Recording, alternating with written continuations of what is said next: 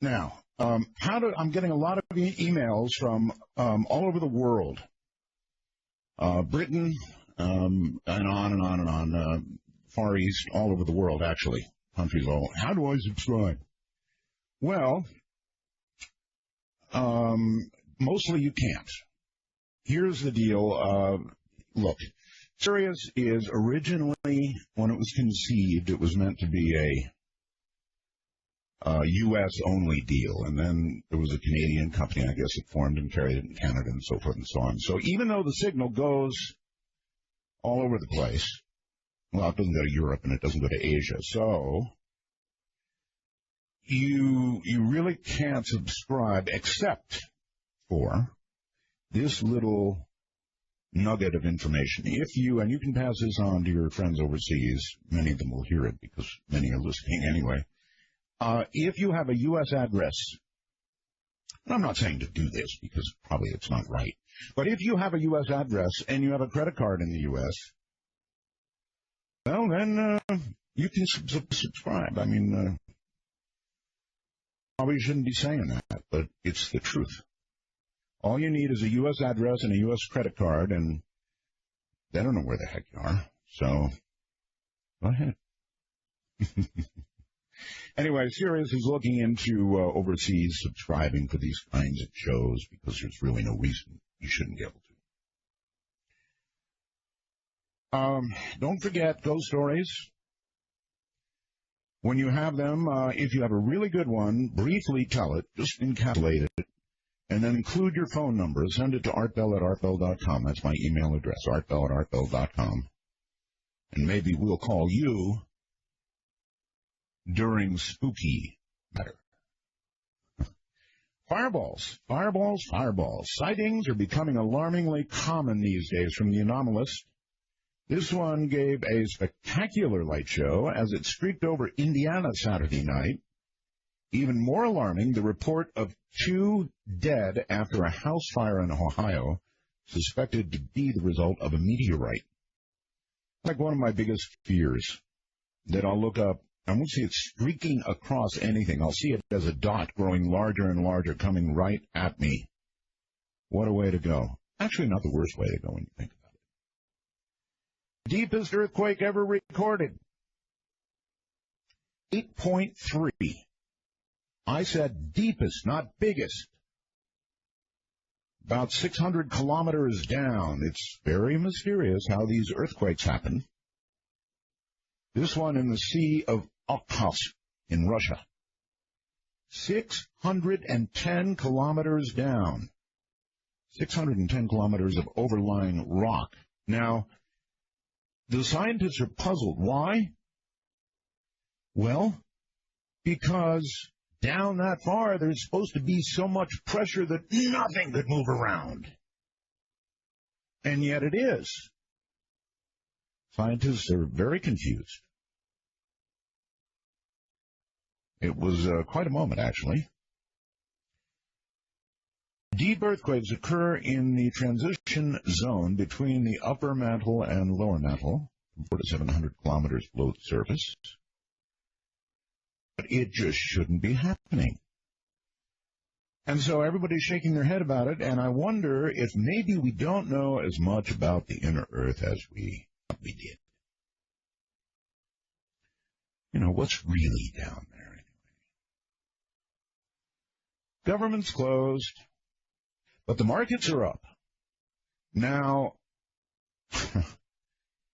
I was wondering about that. The free market, in other words, likes closed government. The day before it went down, but the government closed and the market went up. Now, what's that all about? Maybe the free market's saying, yay, get out of the way. International inspectors running around in Damascus and elsewhere trying to find all the chemical weapons, supposed to be about 1,000 tons of them. And I imagine these other government guys running around with them, too. So it'll be a chase. The digital domain is creeping off our desktops and onto our bodies. From music players that match your tunes to your heart's beat to mood sweaters, is that cool? They change color depending on your emotional state, blue for calm, red for angry. There are vacuum shoes that clean the floor while you walk, and fitness bracelets, anklets, and necklaces to track your calorie burning. Oh, my God. Everyone agrees the race is just beginning, so get ready out there, everybody. I think we're going to see some very big leaps in technological fashion, I guess. Wonder what color it'd be for horny. Wouldn't that make walking down the street an interesting experience? And you know, all day long, all they're doing on TV is doing the government shutdown thing, interviewing politician after politician, and I'm so sick of it. I think if I was a reporter, I'd travel with my microphone and a guy named Guido. And Guido would stand next to me. And I'd ask the politician a question, whether it be from the left or the right. And when he gave me his usual non-answer, my God, they're good at that. Never even actually addressing what you ask. But they can talk. In fact, that applies to some Coast guests, too. Anyway, I'd have Guido with me, and I'd you know, after my non-answer, I'd say, look, Congressman, see Guido here? I'm going to ask you the question again. If Guido doesn't like the expression on my face after I get the answer, if I'm not smiling, Guido's going to rearrange you. Then I bet you'd get an answer. Yes, sirree, sir. That's a number, all right. I'm already getting all kinds of interesting information about Comet ISON from all kinds of people. Jimmy Canny's sending me an awful lot on ISON. McCanny is suggesting that, well, not all the information is being supplied by NASA about what ISON is doing. He thinks it's connected electrically to Mars.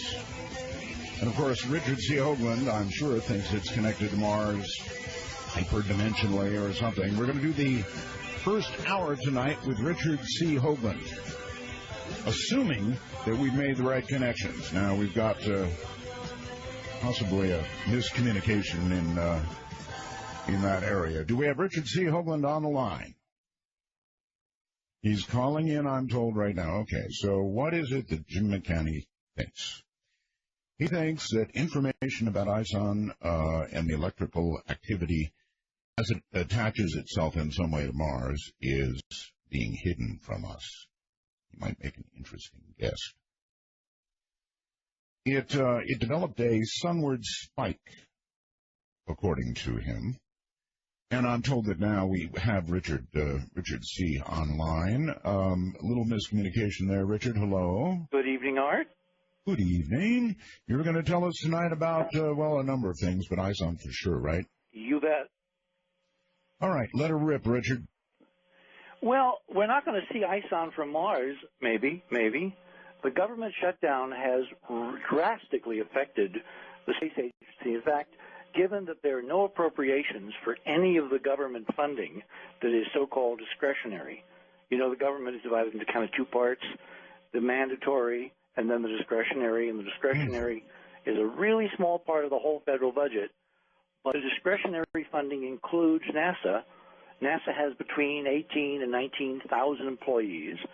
They have sent almost everybody except 600 people, who are mostly security guards and computer types, home during this shutdown. So my producer told his daughter they cut off the air for the space station. She really got angry. You mean the live feed? No, the air. Oh, no, that's not. Oxygen, Richard, oxygen. That's not airtime. That's nonsense. No. Yes. I know it's nonsense. Anyway, go ahead. Anyway, yeah, whoever told her that, they should be, taken out to the woodshed. You didn't tell her that, did you? No, he told his daughter that. That's nuts. Anyway, no. Upset. Mission control is up and running. Obviously, we have astronauts in orbit going around every, 90 minutes. Yeah, they're still getting air. And they're still getting air, yes. But all the computer people, all the science people, all the support systems, all the guys in the back room, all that, they've all gone home. So if there's a problem, NASA will have to call all these people back to work, and if they really have to go and get them, we can't get them anyway because we have no space lift capability. It's going to be the Russians, who are not affected by the current U.S. government shutdown. So, yeah, we'll be able to get them home. But where rubber meets the road for tonight's discussion, there was supposed to be, and we'll get into this in a few minutes with some images, some really wonderful imaging attempts from the surface of Mars by the Curiosity spacecraft to take images of Comet Ison as it flies by a little over 6.5 million miles above the Martian North Pole. All right, listen, everybody. You need to go to artbell.com right away. We're about to discuss photographs. So when you get to artbell.com, you want to go to the Hoagland 10-1 images. You want to click on all images and get the first one of Ison, which is very pretty, on your screen, and then you'll be ready to progress with this. But if you don't go to the website, you're going to be lost. artbell.com, Richard Hoagland 10-1 images, right? That's right. Okay. Anyway, so yeah, let's go to image number one, because okay. Among other things that has been shut down, I mean, literally, NASA is closed. And what was interesting is out of all the federal government and all the various agencies that literally have no money, so all these people have been furloughed, like 1 million government folks furloughed. Mm-hmm. The president singled out yesterday NASA to cite as one of the casualties of this Tea Party-imposed government shutdown. Mm-hmm. And I thought singling out NASA was very interesting. Well, why is it interesting? Well, look what they're planning to do. If you go to image number one, this is a schematic plan published a little while ago by Space.com.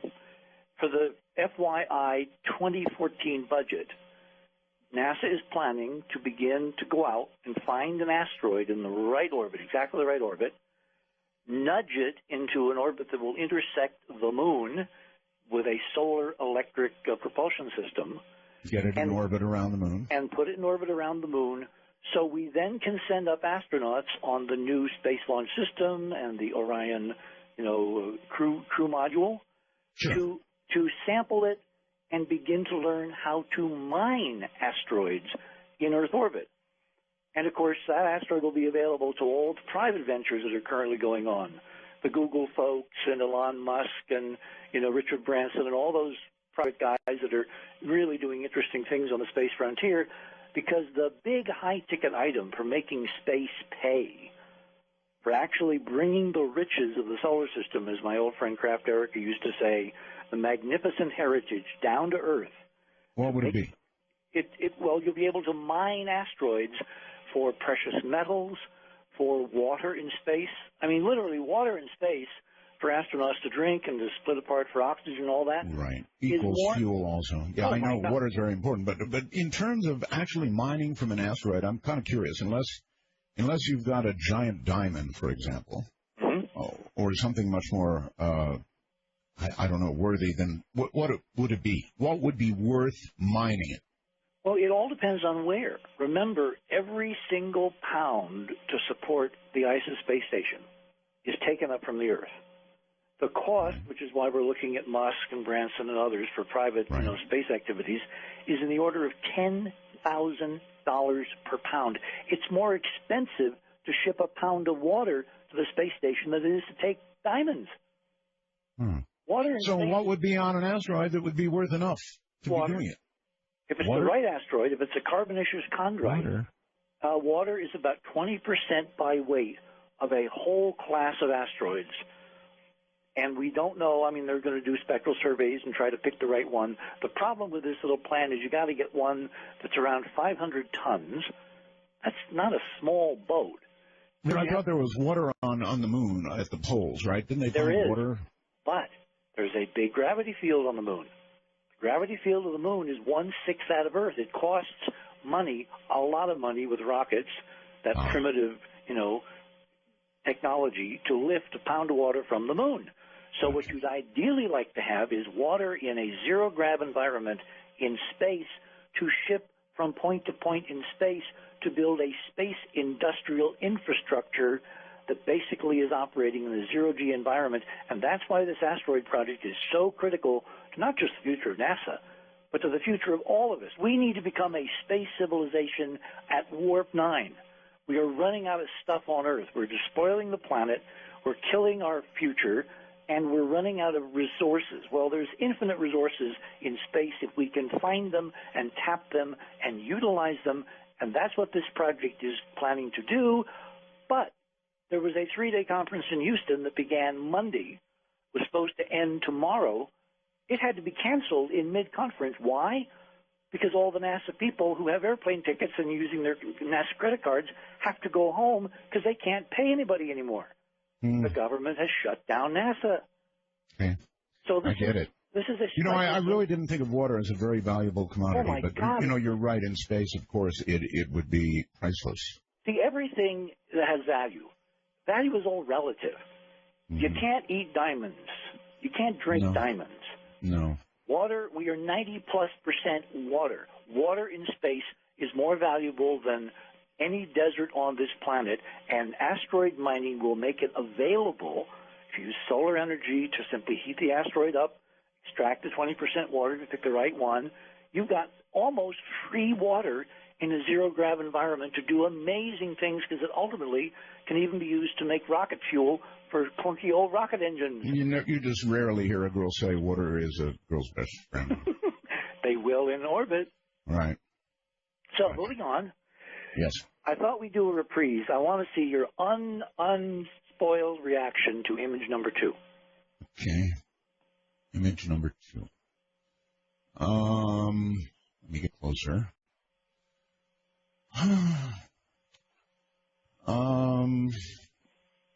I don't know, Richard. It looks like a mangled engagement ring. Okay. Best you're going to get from me, I don't know. If you look on the shadowed, all right, look on the shadowed side. Okay. It's like a trash can with the lid still on it. Okay. A trash can. This is Rorschach stuff. But okay. Well, a trash can. It's regular. It's regular geometry. It's got all no number 9, brother. It's interesting, I grant you, but it's no number 9. Love number 9. You just like long engagements. That's why you mentioned the ring. Yeah. Okay, so go to number 3. Okay, going to image. Well, wait a minute. I've got to go back now, and then down to image number 3. Okay. I guess I'm going to get increasingly thrilled as we move along. Image number 3. Here we go. All right. This is a stereo view of your favorite. Okay, now you're talking, baby. Here's number 9. Here's number 9. You know what a bunch of people told me? They thought number 9 was so good, Richard, that they wanted the NASA number so they could go pull it up themselves. Do you have the NASA number for number 9? Yeah, Keith didn't put them up on this page tonight, but it's on the previous page for my previous show.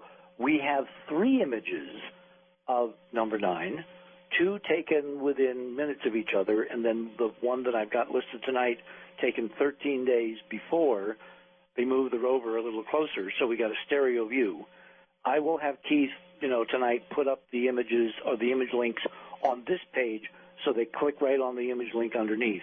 Is my producer. He was astounded by this, and so astounded that he refused, I think, to buy into it until he got the original NASA photograph and did his own imaging, of that photograph. So there you go. So now number 9 has 2 suitors. Oh, it's got a lot of suitors. I mean, that's a pipe. Well, yeah, we got a stereo. You can if you actually, I didn't size it correctly, so you can actually see stereo because that's a very complicated process, and no one will believe it anyway. So do it yourself. But the links are on the first page of number 9 from 2 week and a half ago, and I'll make sure Keith puts the links on this page. But yeah, we've got 3 separate images by the Curiosity M100 camera of this thing sitting out there in the desert a few, maybe 20, 30 feet away. That's obviously got all kinds of complex geometry and a pipe sticking out toward the camera. Yeah, there's no doubt about it. I'm sold on this one. And the only question I think about it is not whether it's natural or not. It is not natural. The question is, could it have been from some previous, Russian or American space mission? That is a totally legit question. That's the only one that I see that stands in the way of, oh, my God, that they were there. And the answer is you go to look at all the mission histories, which are available all over the web. Just Google. There is no previous mission by Russians, Japanese, Chinese, Americans, whatever, that has ever come anywhere close to Gale Crater. Now, let me raise another speculation, or what we like to call in the business a scenario. Suppose there is a secret space program, Mark. I'm sorry, a secret what? Space program. Oh. Okay. Run by folks that have it would have been very expensive, and that might have something to do with why the government shut down and run out of money on it. Well, I have no idea. The only mundane explanation that one can invoke for this object is that a secret space program went to Gale a decade ago, 2 decades, whatever, and left this, dropped it as part of the hardware. Okay. That raises so many bizarre questions that it's almost as good a possibility as that the Martians left it. However, there is a way to tell, even by just a photograph. When you look close up, you told me last time I should have had a closer picture of it, so I put up the stereo and close up. Right. Look at the surface. Does that look like a pristine new surface to you? No. Looks really corroded and beat up, and although there is of course a shiny part of it, and that's also very, very hard to account for. Well, when you want to call it a rock. Yeah, when you have a piece of metal in the desert and it gets sandblasted by sandstorms, wind, it might look like that. It gets shiny. Oh, absolutely. Just go to any desert and look at old beer cans or whatever. They don't have any labels anymore, or Coke cans, but they're as shiny as heck because the sand sandblasts them. That's So this looks like a corroded ancient artifact. Parts of it sandblasted by Martian dust storms. Very, very, very, very old. Even if it was, let's assume this was part of a secret program. Remember Bill, what's his name? Oh, who was the Navy intel guy that got gunned down in Arizona? William Cooper. Remember how he claimed there was a secret space program going back to the 60s that went to Mars? Yes. All right, let's assume that Bill is right. And that this is an artifact left over from a secret space program mission in the 1960s. That's only 50 years. All right, I'm pretty sure that would have been an American secret program, right? And it would be nice and shiny because there's no oxygen, there's no corrosion, no rusting in a brief period of time on Mars of 50 years. So if this thing is really, really old, which the data says it is, it's got to be much older than anything humans have done in the last 100 years, or the last 1,000 years, or maybe the last 10,000 or 12,000 years. It could be, here's another possibility, an artifact from a human mission from Earth during the last time there was an ancient high-tech civilization on this planet. Well, my guess last night would be all over you for that. You mean Mike Kaiser? That's correct. Okay. Well, Mike and I are old friends. Haven't heard the show yet because I was kind of watching the government self-destruct. Well, he doesn't believe in that kind of stuff. That there was an ancient civilization anywhere on Earth? That's right. Well, I mean, not a technological one. And, for your piping, whatever you call that, there would have had to have been a real space program, technological civilization. No, Heiser doesn't believe that at all. Not at all. So who made Mike Heiser the final authority?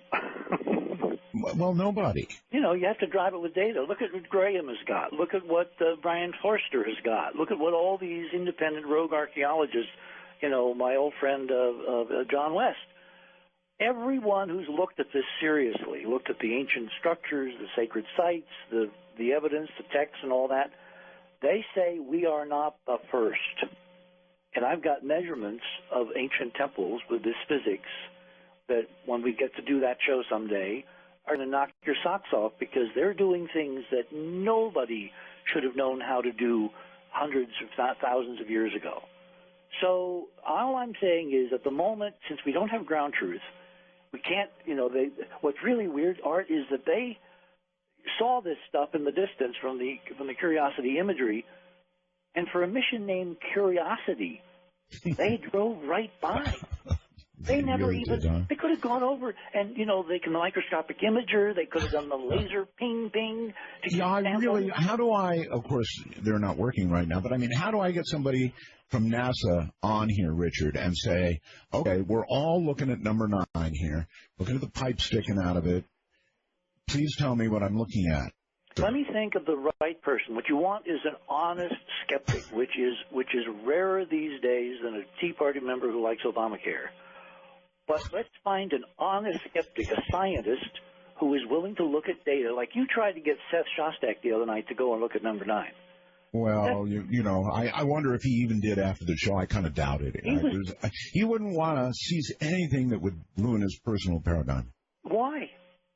Well, because it would ruin his personal paradigm. He's got a job listening and looking for aliens. Yeah, I know, but if they're already here, or in this case on Mars, then his job is in jeopardy, Richard. End of conversation. Well, no, wait. Hang on. What he said, from what I heard him say, was, if you could prove to me, meaning data, that someone was here, I would change jobs, meaning listening with a radio, clunky, archaic, primitive radio, and I would look at a way to interact with them in modern 21st century modalities. He said that right on your show. Oh, yeah, I'm sure he said that. And the comments were mine, as sort of a comical observation. I don't think he likes things like they're here now. If they're here now, then he's got a problem. And, that's if they're here now, editorial comment. If they're here now, it gives him infinite job security. Because how many people on planet Earth have a background to deal intelligently with ETs, aliens, artifacts, whatever? There's only a handful. Well, if they're here now, he's got to reorient all those satellite dishes. Well, yeah, or maybe use my Accutron, because when we get to the Accutron show, I'm going to show you data we've gotten which looks incredibly like intelligent messages modulating the Accutron output. And I'm willing to look. Oh, it's believe me, it's better than number 9. All right, we need motion here. Next picture. Let's go to 4. Okay. This is for people who don't look up in the sky anymore. I wanted to put up an image tonight of what a really, really spectacular comet looks like. This is a photograph that was taken in the southern hemisphere, I think in Australia, in the spring of 2011, when Comet McNaught flew by, and the orbit was such that you really couldn't see it from the northern hemisphere, but you had one heck of a view from the southern. God, that is absolutely gorgeous. Isn't that spectacular? Yeah. This is what they've been saying we might see with ISON. Except. All right. Now, can I stop you right there and ask you, what is your best guess right now, Richard? Is it going to be 15 times as bright as the moon, or is it going to be a giant disappointment, or something in between? The honest answer is I haven't a clue. Comets are notoriously unpredictable.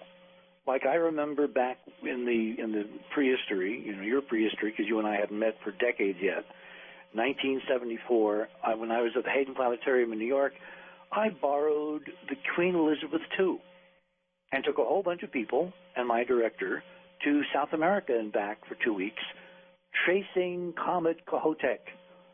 And believe me, it was so amazing to stand on the fantail and pick up the phone and call the bridge and say, "Sir, would you please move, her bow 20 degrees to port so that the plume doesn't drape itself across?" And they did it. Oh, talk about power! Talk about the feeling, and we had a great view. Now Kohoutek was a dud for everybody else because you had to be in a super dark sky with no lights, no scattering, no glare, no water vapor, no whatever. And from the middle of an ocean, it was really great to see from the deck of the QE2. But most people live in cities, so for them it was a dud. It is, given the projections of the comet of the century, always beware of the hype, comet of the century. Note to self, do not follow hype on comet of century. Okay. I am really concerned that the overhype of Comet ISON. However, comets are incredibly unpredictable. So it could surprise us.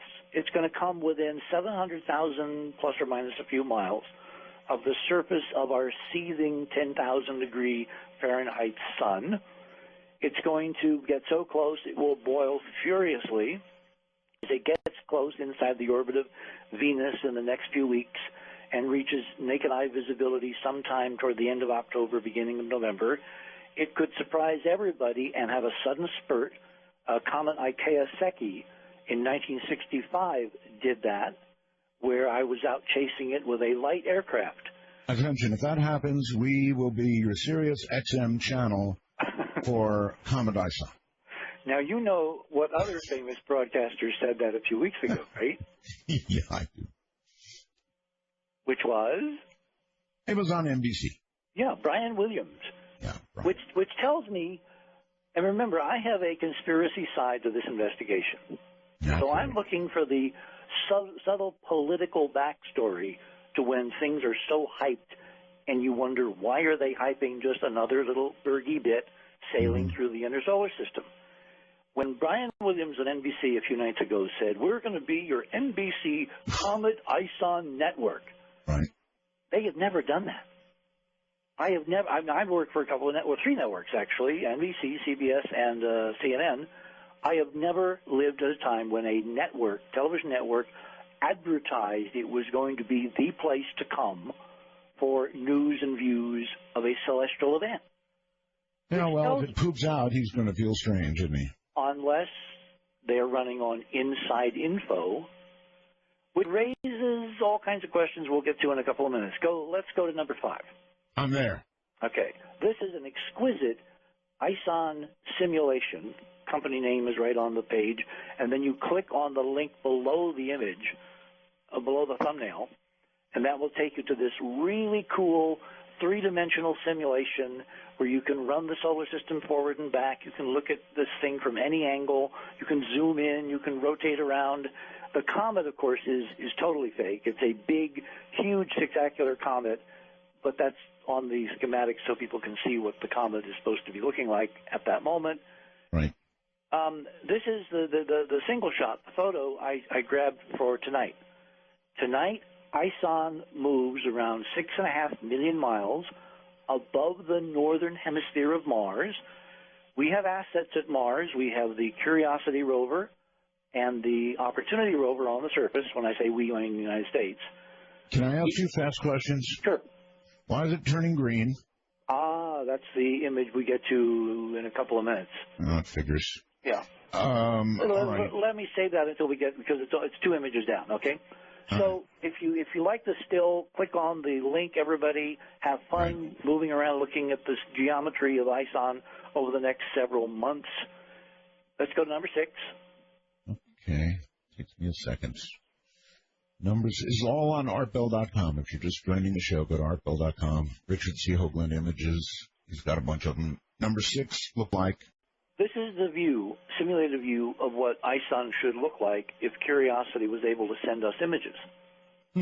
But because of the government shutdown, which coincidentally happened the night ISON flies by Mars, we're not going to see anything for we don't know how long. Now, I am praying that the JPL folks actually pre-programmed Curiosity. Jim McCanny sent me a bunch of information, Richard. He thinks they're hiding data on purpose, and he thinks they're doing it because there's an electrical connection forming to Mars that they don't want everybody to know about. Well, it is possible. It's technically possible. I don't think that Jim is right for a whole bunch of reasons that we obviously don't have time to get into now. Okay. But it'll be a useful discussion. Maybe sometime you can have him and me on together and we can have a wonderful food fight in an intellectual, high-level way. But for whatever reason, we're not going to see not only live images or tape. They don't tape them. They put them in digital memory, then they download them over the next day or two. We're not going to see any of this stuff because the data acquisition from all of NASA's spacecraft orbiting or on the surface of Mars. We got 2 spacecraft in orbit. We have Mars Odyssey, which has a damn good camera, and we've got essentially a telescope, a miniature Hubble telescope orbiting Mars in the Mars Reconnaissance Orbiter spacecraft called HiRISE, which has like a 2-foot, I think it's a 2-foot mirror, maybe it's a 1.5 foot, whatever. It's almost as big as Hubble. Now, normally it looks down to get really super high magnification images of Mars that show things, a few inches across. You turn that baby and look into space at ISON, when it's only 6.5 million miles away, you're going to get a spectacular view. All right, Richard, hold it right there. Hold it. We've got to take a break. And so take a break. We shall. Richard C. Hoagland this hour, and then Whitley Strieber coming right up.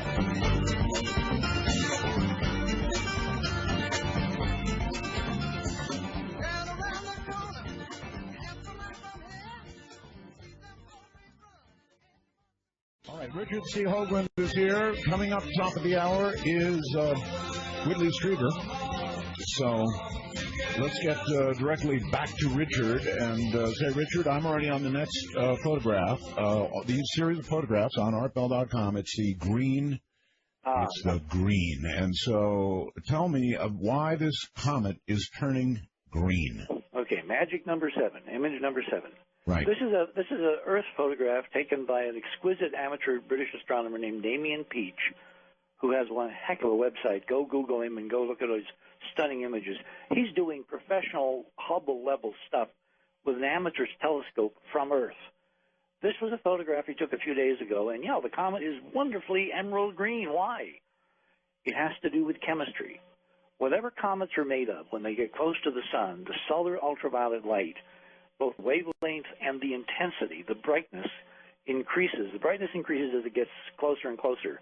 There's a magic point reached where the chemicals begin to combine. First of all, they have to melt. They have to sublime in a vacuum. Then they combine in weird ways, and then they stream off into the background. And the green comes from a gas called cyanogen, which is a mixture of carbon and hydrogen. And it's related to cyanide. It's deadly. When we passed through the tail of Halley's Comet back in 1910, there were folks selling comet pills. There were other folks to ward off the cyanide. That'd be over on another radio channel. Yeah. Yep, cyanogen. And pills, they were even selling submarine rides and telling people to take several days' worth of provisions so you could stay alive underwater while the rest of the population was gassed to death. Needless to say, the amount of cyanogen is a wisp because the pressures and densities are, a trillionth of the Earth's atmosphere. So it's an interesting phenomenon. The cyanogen may, in fact, be a clue as to the real nature of some comets, because not all comets turn green when they approach the sun. So let's move on to number 8. This is the one that really blew everybody's mind on the web, a few weeks ago. This is a Hubble view from the Hubble archive. And below the image, below the thumbnail, there is a link directly to the Hubble archive. So you can see this is officially in the Hubble archives of the Hubble Space Telescope. This is a close-up with Hubble of the nucleus of Comet Ison, showing a stunning, ready for it, tetrahedral 120-degree geometry of apparently 3 pieces in the nucleus of the comet. Except that's not what you're seeing. What you're seeing is geometry created deliberately by NASA at the Hubble Institute for God knows what reason, Art. I could speculate, but we don't have time because Whitley's coming up at warp 9, so I had to move through these fast. But the geometry was absolutely unequivocally created by the timing of when the Hubble camera was ordered to take the 440-second each 3 images that for some reason NASA composited all into one black and white image, which is never done. This is not how you do science on comets. So somebody at NASA wanted us to see this geometry. The geometry has a hidden meaning to someone somewhere. That's another show. But it's real, and that's what tells me that May and Brian Williams may have gotten a heads up that something is going to be really interesting about ISON, so keep watching. Let's move on to number 9. All right, number 9. Number 9 is a close-up of Comet Hartley 2, taken by a NASA spacecraft that was repurposed from colliding with a comet Temple a few years ago. The comet spacecraft was renamed Epoxy, having nothing to do with the glue. No. What a name, though. It's not a reference to the famous incident of Art gluing his lips together, although they may actually, deep inside, be chuckling with these secret codes. Who knows? You know what I've got, Richard? I've got an email from somebody telling me they saw a Hoagland dartboard at NASA. Really? Did they take a picture? No. Oh, darn. They should send me a picture. Anyway, so number 9 is a close-up taken by the epoxy spacecraft of the nucleus of Hartley 2 in several different spectral filters, showing basically elements coming off the comet. The blue one is the water vapor distribution. The red one is the dust. That's infrared, by the way. That's why it's glowing so brightly. The green is CO2. The kind of whitish one is ice, just scattering of sunlight from ice coming off, because comets are supposed to be mostly water, which sublimes in a vacuum. That's their natural model. But the interesting question about this portrayal by NASA is, why are the elements segregated to various regions on this little tiny object? And we're talking something that's about a mile across, kind of an elongated, mile-long football. And there's no way that a comet forming through accretion in a vacuum back in the solar system formation days, billions of years ago, could segregate elements to various layers. In other words, you wouldn't have the oxygen forming first, then you wouldn't have the CO2 around it, and et cetera, like an onion.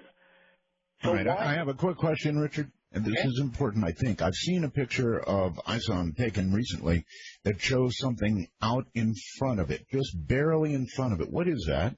Okay, that was seen in 1957 in a comet called Markov. Google Comet Markov 1957, and you'll see what's called a sun spike. It's an illusion. It's a thin plane of dust seen at a key angle that appears to be ahead of the comet, but it's actually a visual projection effect. Okay, because illusion. It's kind of, remember the McNaught image, several images up, showing those beautiful striations? It's that seen sideways, projected ahead of the comet visually from our geometric angle. Okay, we've got to wrap up. Number 10. Go to number 10. I'm there. This is a color close-up of Hartley by the epoxy spacecraft, leaked to me by sources inside NASA. What do you see?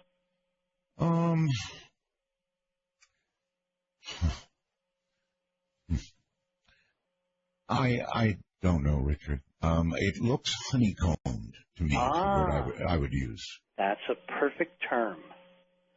A comet should not be regularly honeycombed. All right.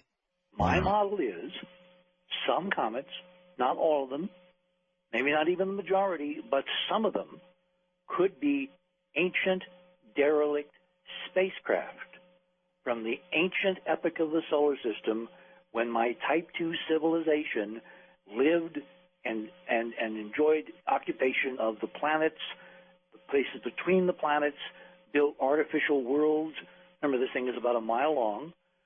And what we're seeing in Hartley is the outgassing in those various elemental colors because of the outgassing into a vacuum through holes in former hull of the gases that would be used to keep a biosphere and people and trees and all kinds of other stuff alive in a little artificial world measuring about a mile across.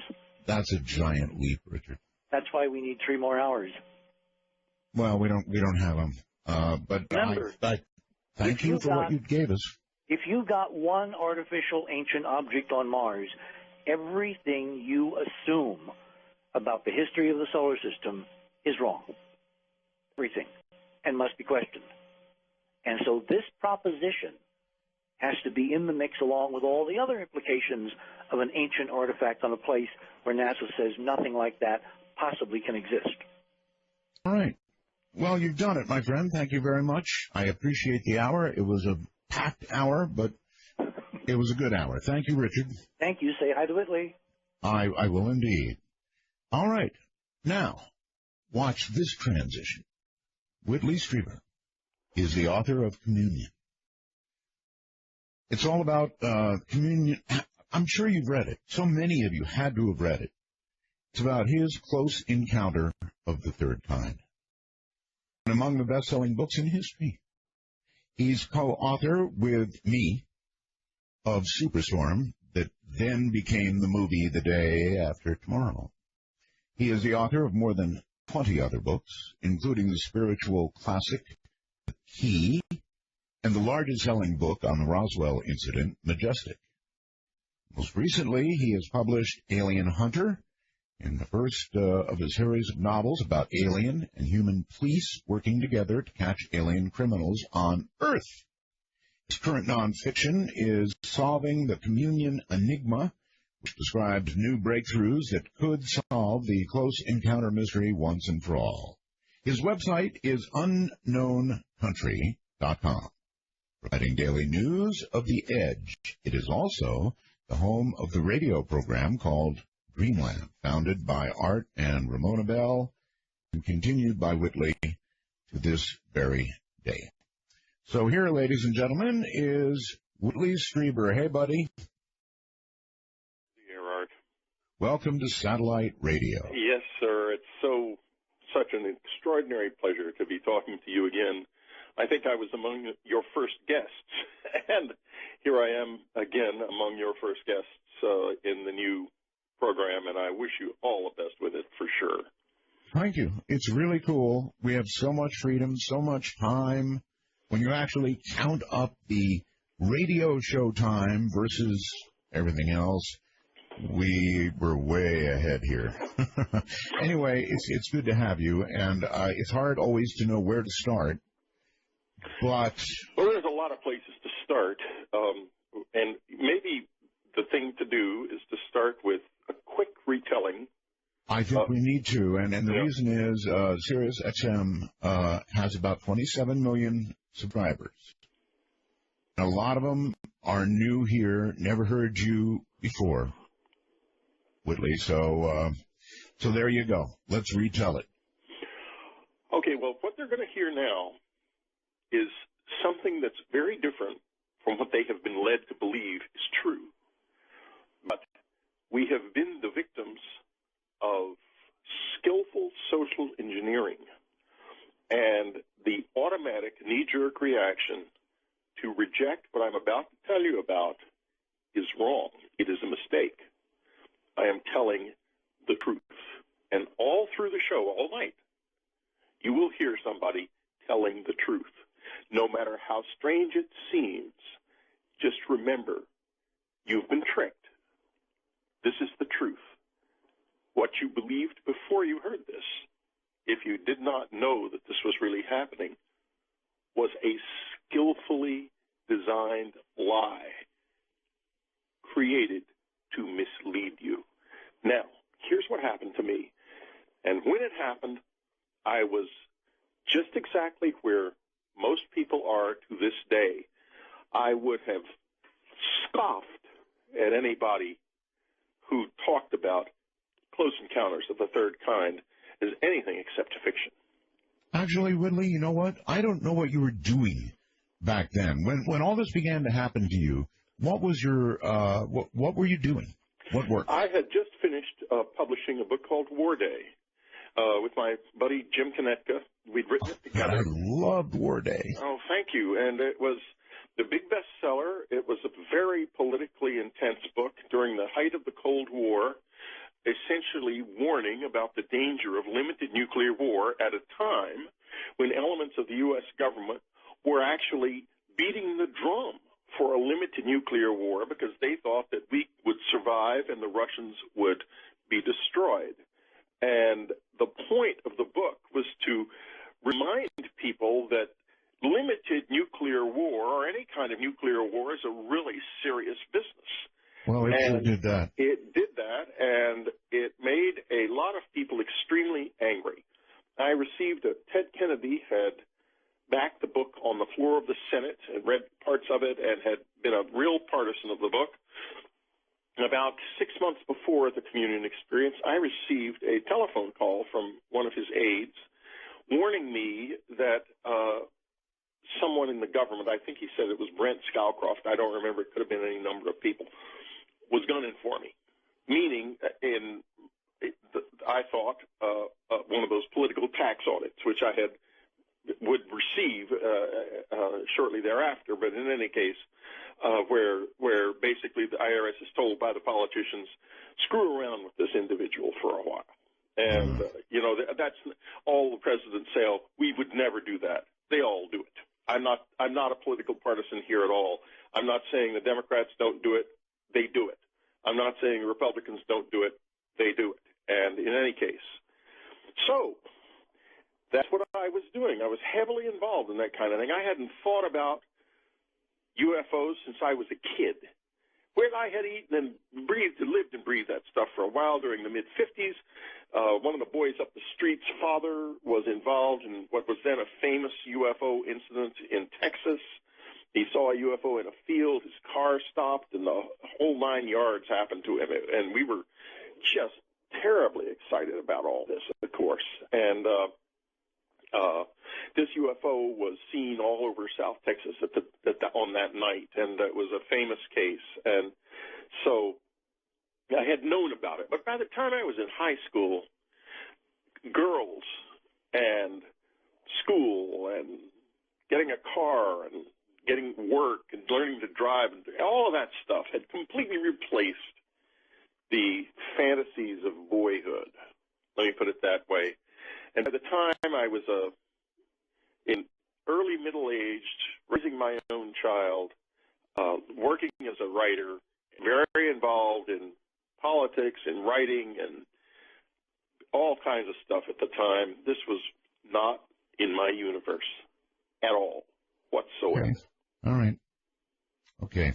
So it began when and how? Well, in the middle of the night of December the 26th, 1985, let me go back to that time.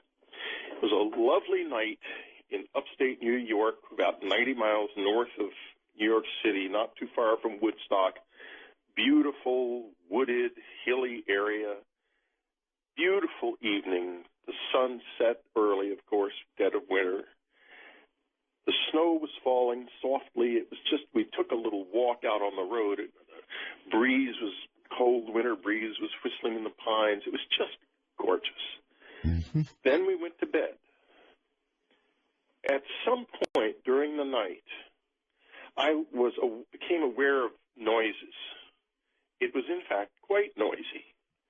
And I was confused because, here I am in a cabin in the woods in the middle of nowhere. There's 15 miles of just straight woods outside my side door. Noisy in what way? Like people talking and clangs and grunting and thuds and all kinds of things. It was just noisy.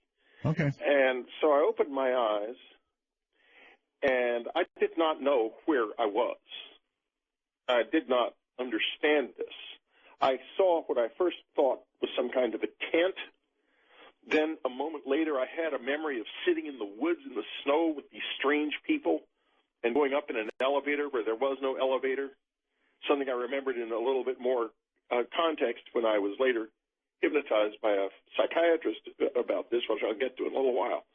Anyway, here I am in this situation, and I'm trying to make the bed reappear around me because that's where I'm supposed to be, and I'm assuming it's a nightmare, a dream or something.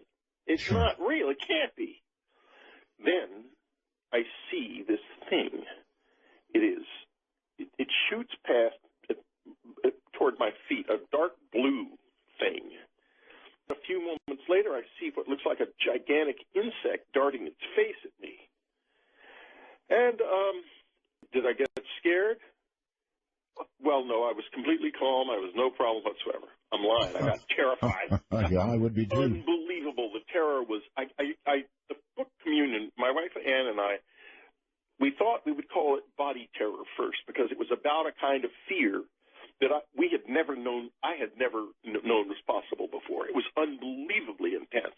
Was it paralyzed? Would you say it was paralyzing or? It would know. I would have been going like beat 60 if I'd been able to move, but I could not do that.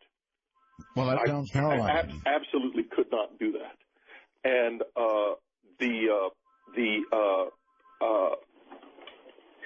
phone's ringing. Yeah, I'm sorry, Art. I don't know how that happened. I must apologize. Somebody dialed the number. Well, somebody dialed another number in here. I had thought I had turned that line off. I'm very sorry. Anyway, right. Here I am in this situation. You said it looked like an insect. It looked like a big begins, it looked like I saw eyes, like a big bug eyes, big shiny bug eyes. I didn't see anything else initially. Now what begins to happen is a couple of things.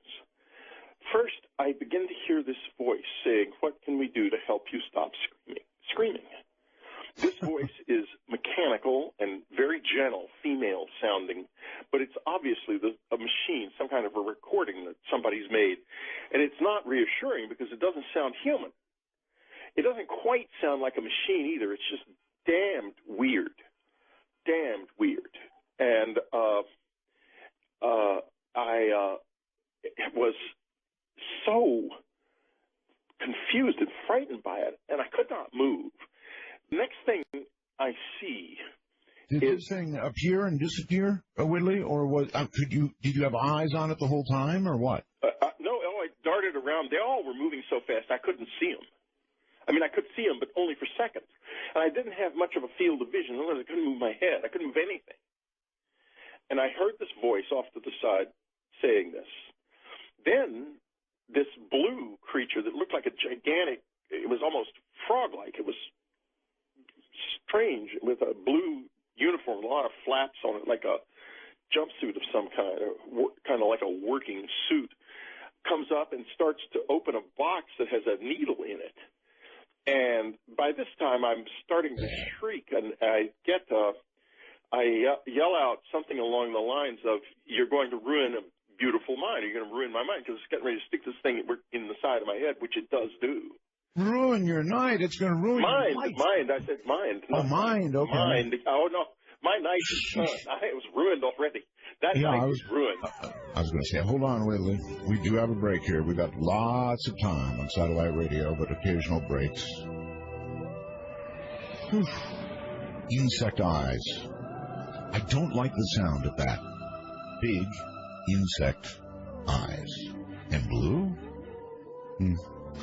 Not a good color. I'm Art Bell, and this is Dark Matter with Whitley Strieber.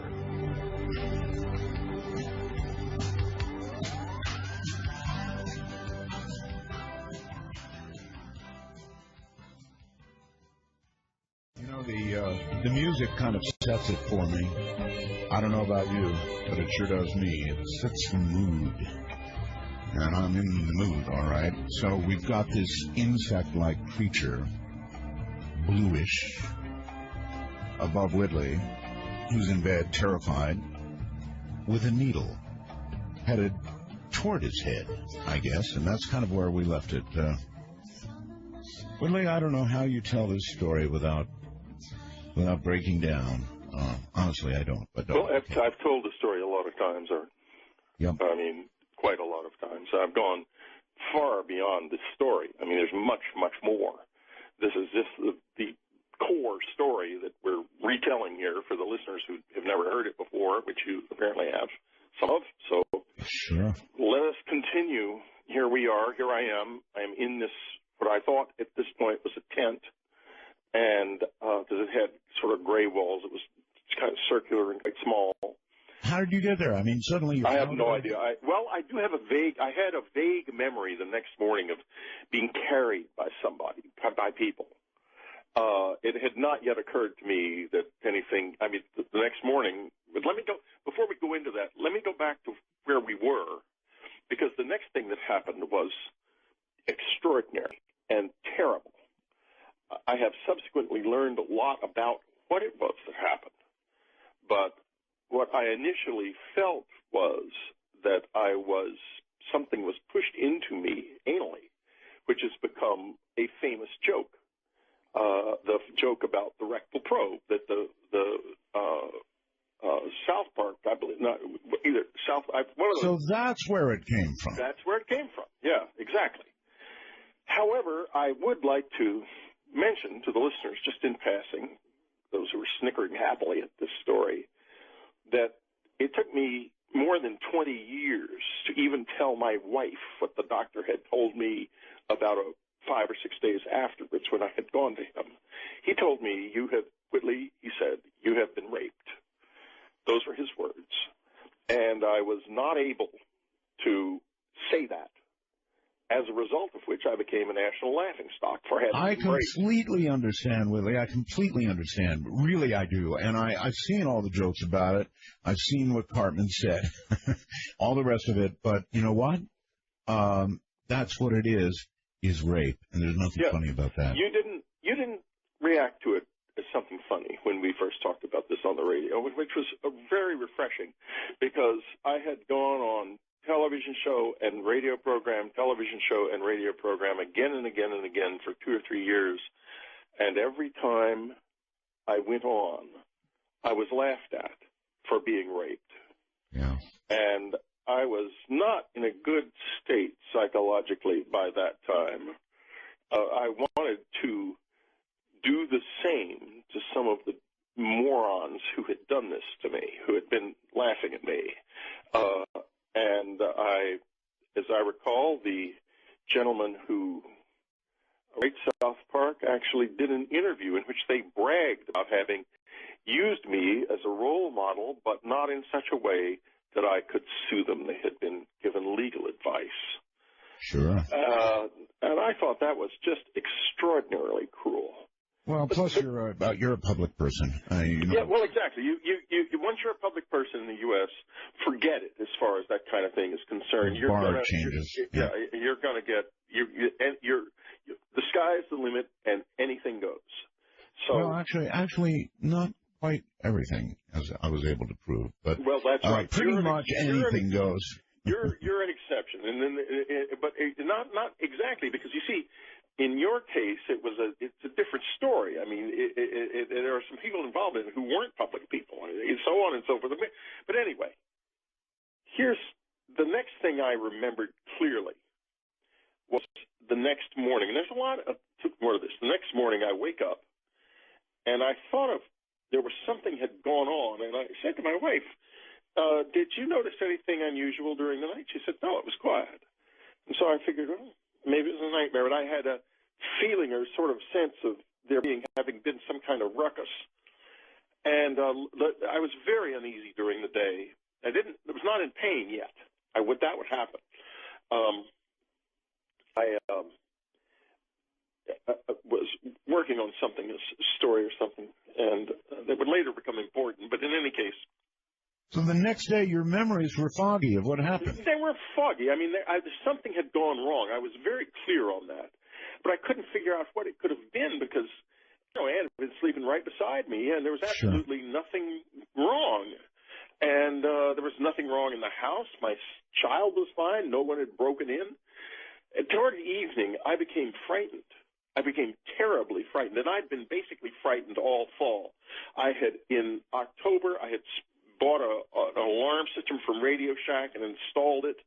I had become obsessed. I had bought guns. I was marching around the house at night with a shotgun in my hands. I'm in the middle of the woods where, no crime had been committed since the Indians had been there. No, I'd have a gun too. I'd have a gun too. Do you have a memory? Do you have a memory of when that needle went into your head? Oh yeah, I have vivid memories of all of it.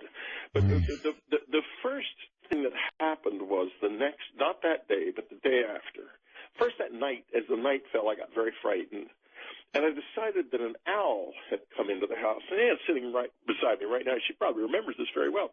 She's nodding. I said, "I think maybe an owl got in during the night." And she said, "How could an owl get in?"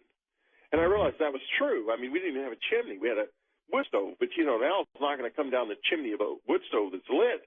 And their windows were all shut, so no owl. Night came, and it was terrible. I could not sleep. Finally, I got to sleep. And the next day, I'm sitting there working, and I began to hurt. My rectum starts to hurt. My head starts to hurt.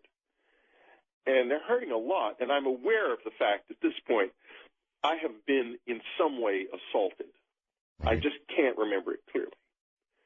So I go to the doctor a couple days later. And he goes through this. He examines me. He says, "Well, this little thing on your head is probably a spider bite. Sort of looks like to me." And then he says, he looks at me and examines me. He says, "Well, you do know that you've been raped." And I thought, holy God, How can this be?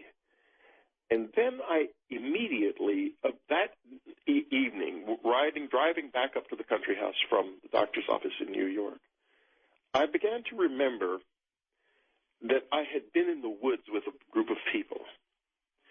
And I remembered one of them in particular was an old friend. And I don't know if I put this in Communion or not. It's in the new book, Solving the Communion Enigma, because I got it figured out later. And I remembered him in the woods. So when I got home, I went and looked around in the woods trying to figure out. It was very snowy. I figured out some indication of where I had been or seen him or what. No success. And I began to think, well, we were college friends. He joined the Central Intelligence Agency. I had heard from him off and on over the years, but not much. And I thought to myself, my God, wait a minute. The Kennedy guy says to me, they're gunning for me. Now this happens. Did somebody come in here and drug me? Is that what happened? And if so, this son of a bitch knows about it. So this point, I start trying to get a hold of him. I had his phone number in his home, and can't get it disconnected. And I forgot figures, a bastard. And I'm running after him. It's a crime. And at this point, I'd also going down another path. My brother had given me a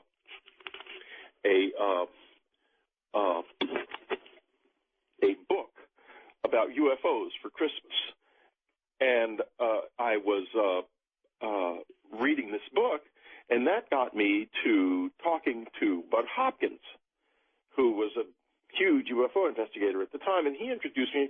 He wanted to hypnotize me, and I said, "Oh no, forget it. If anyone hypnotizes me, it has to be a true professional." So, to his credit, he found Dr. Donald Klein, who was the head of the New York State Department of Psychiatry at the time, and had been a forensic hypnotist for years. At that point in his career, he'd solved over 70 cases using memory-based hypnosis. After Communion came out, there were hundreds of media stories about how hypnosis is this and hypnosis is that. All crap. It works perfectly well forensically. It's worked forensically for years, and it is a perfectly adequate means of recovering lost memories. Okay, that said, one of the best professionals in the world would hypnotize me shortly thereafter. But anyway, getting back to this business with a friend. Yeah, so far I fully understand your reaction. Yeah. After that report with the doctor and recognizing this guy, you go after him hard as you can. So I figure I'm sort of a meet the doctor. We're kind of laughing up our sleeves at Bud, who very sincerely believes I've been abducted by aliens. And I have to tell you, I was thinking that, this guy is a fool, but the doctor is really good. So I got into hypnosis with the doctor. Right. And I remembered things that I regarded as utterly impossible. They were essentially the same things that had been in my mind, that had been troubling me, because it was like a psychotic break, okay? I mean, it was just bizarre. And I'm having this. You were recorded during hypnosis? Oh, yeah. The recordings are available on my website. Okay. The recordings of the right. hypnosis sessions are available on my website. And on unknowncountry.com. I think you have to be a subscriber to listen to them, but that's another story. It's amazing to me that you would put them up there. Really amazing. I put them up there because this is the truth. This is all the truth. Whether it's about aliens or not, we'll get to that. But it's the truth. Now, back to the doctor's office. I have this bizarre couple of hypnosis sessions, and I leave this thinking, he thought that I had been the victim of a crime and that these bug insect faces would turn out to be people that we could perhaps identify. Mm-hmm. So I'm left with the bugs and no idea of what's going on. It seems completely crazy to me. And so I now zero in on the CIA guy. I figure he's got to be responsible. He shot me up with LSD or whatever. I don't take drugs. I know nothing, very little about it. He's the only one you recognize, so where else to go? Sure. So here is what happened finally. I finally tracked him down and found out he'd been dead since the previous March when I saw him in my woods. Oh, brother. And I thought to myself, oh, boy, you are going insane. You have lost it. And no, I want to be clear. I'm sorry, Whitley. You're saying he had been dead since the incident? No, since long before the incident. Long before? Oh. Months. See, 9 months before, the previous March of 85. And here it is now, early 86, nearly a year later. The guy was dead when I saw him. He's been long dead. Okay. So, now, table that for a minute. I then start with MRI scans, with tests for temporal lobe epilepsy, with every kind of test you could imagine. I even took lie detector tests to see if I was lying to myself. And in the end, I was left face to face with the unknown. I had to face the fact that I did not know what happened to me. And that, damned crazy as it seemed, Bud Hopkins' explanation was the best one out there. How did you do with the lie detector tests? Fine. I took a number of them. I took 2 of them from the guy who did lie detector tests for the New York City Police Department. Right. And then I took another for the BBC in London, because they wouldn't let me go on the BBC unless I took a lie detector test, and signed a document stating that no matter the outcome, I would go on the air with it. And I passed that one too. I passed all of the tests. My MRIs were normal. I did not have temporal lobe epilepsy, although a few years later, I've been led to believe it might have been the U.S. Air Force in some of their little social engineering projects that they should not be engaging in, but probably do. It placed a fake story in Parade magazine saying that I had admitted I had temporal lobe epilepsy and made a big contribution to the Epilepsy Foundation. They did that right before I put out my book, Confirmation, which was critical of the Air Force for keeping secrets it should not keep, in my opinion. And so that was out there. In any case, I didn't have any diseases. I was perfectly healthy. I didn't even have high blood pressure. There was one thing that was noticed, and that was I took an extensive bank of psychological tests, and the psychologist said, you are under extreme tension. You are under very high levels of stress, and you should definitely do something about that, because this level of stress that you're under, which is showing up in these tests, is not normal, even for a person who is in a stressful situation. It's most unusual. And 10 years later, I took the same test, and I was still under the same stress. I guess I'm good at handling stress. In any case, so at this point, I became very compulsive about this thing. I started going out into the woods at night from the house with my wife terrified of what might happen to me, and neither one of us understanding what was going on, very frightened for our child. But I couldn't stop. I couldn't stop going to the country house. I couldn't stop going in the woods. She would not let me go up alone. And eventually, along about March or April, these little creatures started to come back. And they started... You said you became compulsive about it and went into the woods. I mean, isn't that, I don't know, almost inviting it? It was absolutely inviting it. That was my intention. Because I figured this. Whatever happened was one of the most extraordinary and unusual things that's ever happened to anybody. And I'm not going to run away from it, for God's sake. I'm a writer. I'm going to write about it. I'm going to go out in those woods, and I'm going to get this thing figured out. I'm going to nail it down. What was Anne, your wife, saying to you in this period? I mean, she had to be worried at all kinds of levels about you. So how did she feel? Well, we had initially, when I thought I was going insane, I tried to get her to divorce me, and we had fights. Anne is an incredibly courageous person. Anne is she fought for her marriage. She fought for my sanity. And when she realized what was really going on, she fought and has continued to fight to this day on behalf of this truth. And when we started to get mail after communion came out, back in the letter days when there were still letters and people weren't just dashing off emails all the time, there were real letters, physical letters. We got them by the bagful, by the thousands, by the tens of thousands, finally by the hundreds of thousands over a period of 20 years.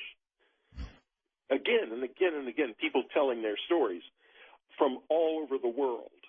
And Anne is a speed reader. She's very brilliant. She read these letters. She read them all.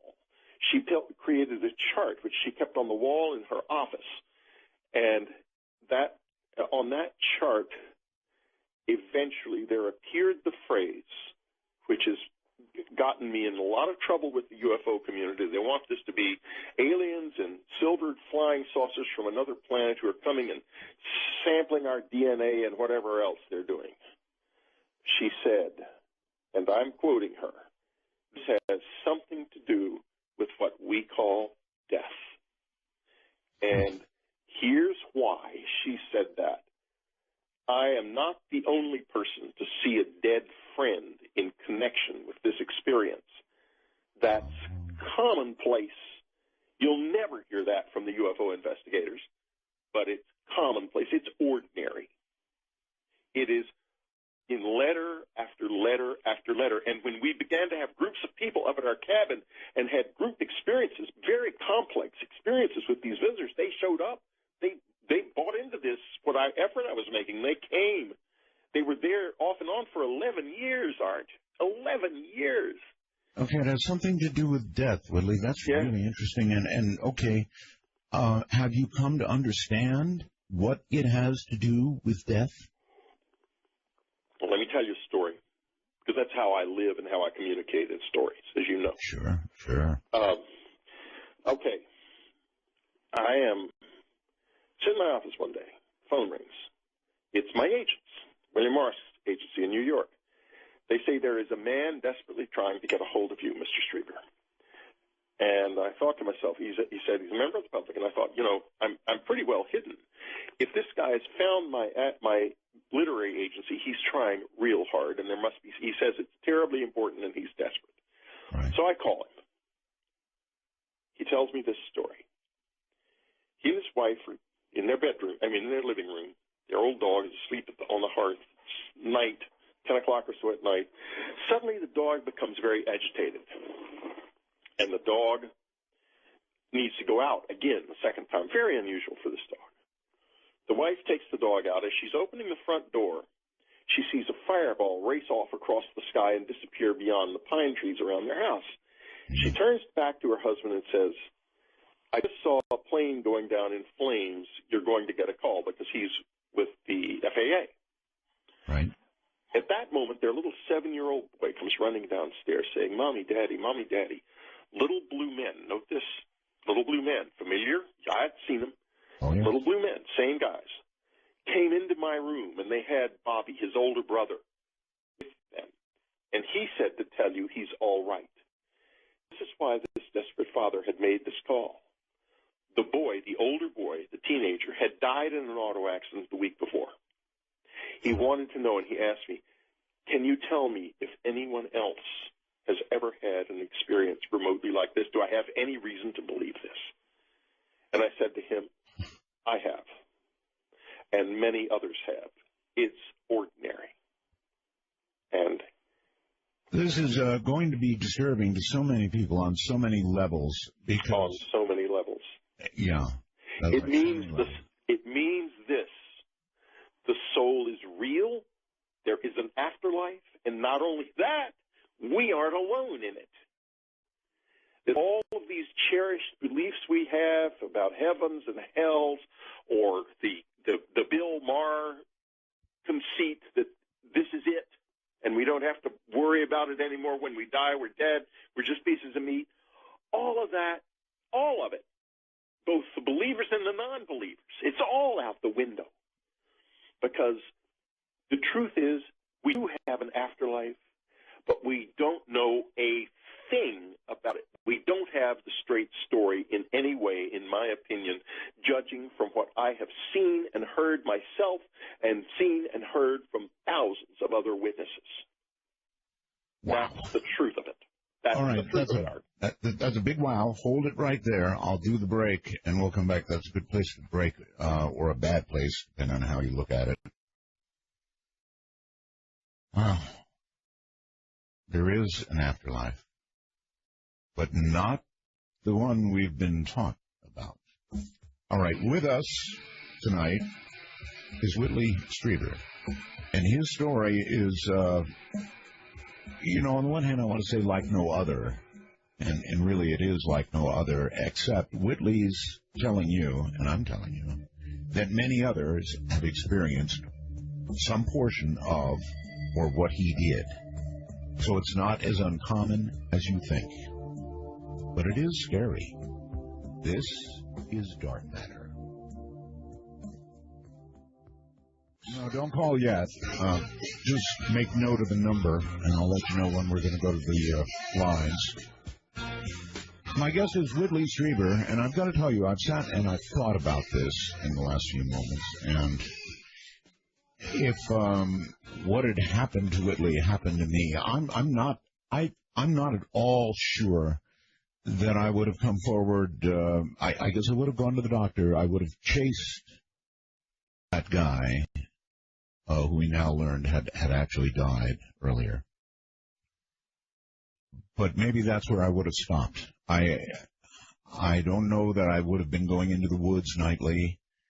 I don't know that I would have told a soul, save perhaps my wife. I really thought hard about this. I don't think that I would have told people this story. That takes a lot of courage. Whitley? Well, Art, if looking back now, I definitely would not have done this.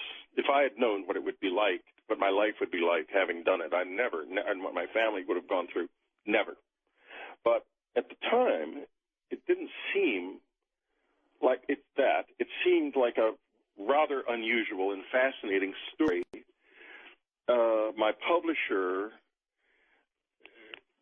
probably knew that it would be a bigger sensation than I did, but we both thought it had happened to maybe 50 people in the world. And I had by that time met Bud Hopkins' group of abductees, and he thought it was maybe a couple hundred people.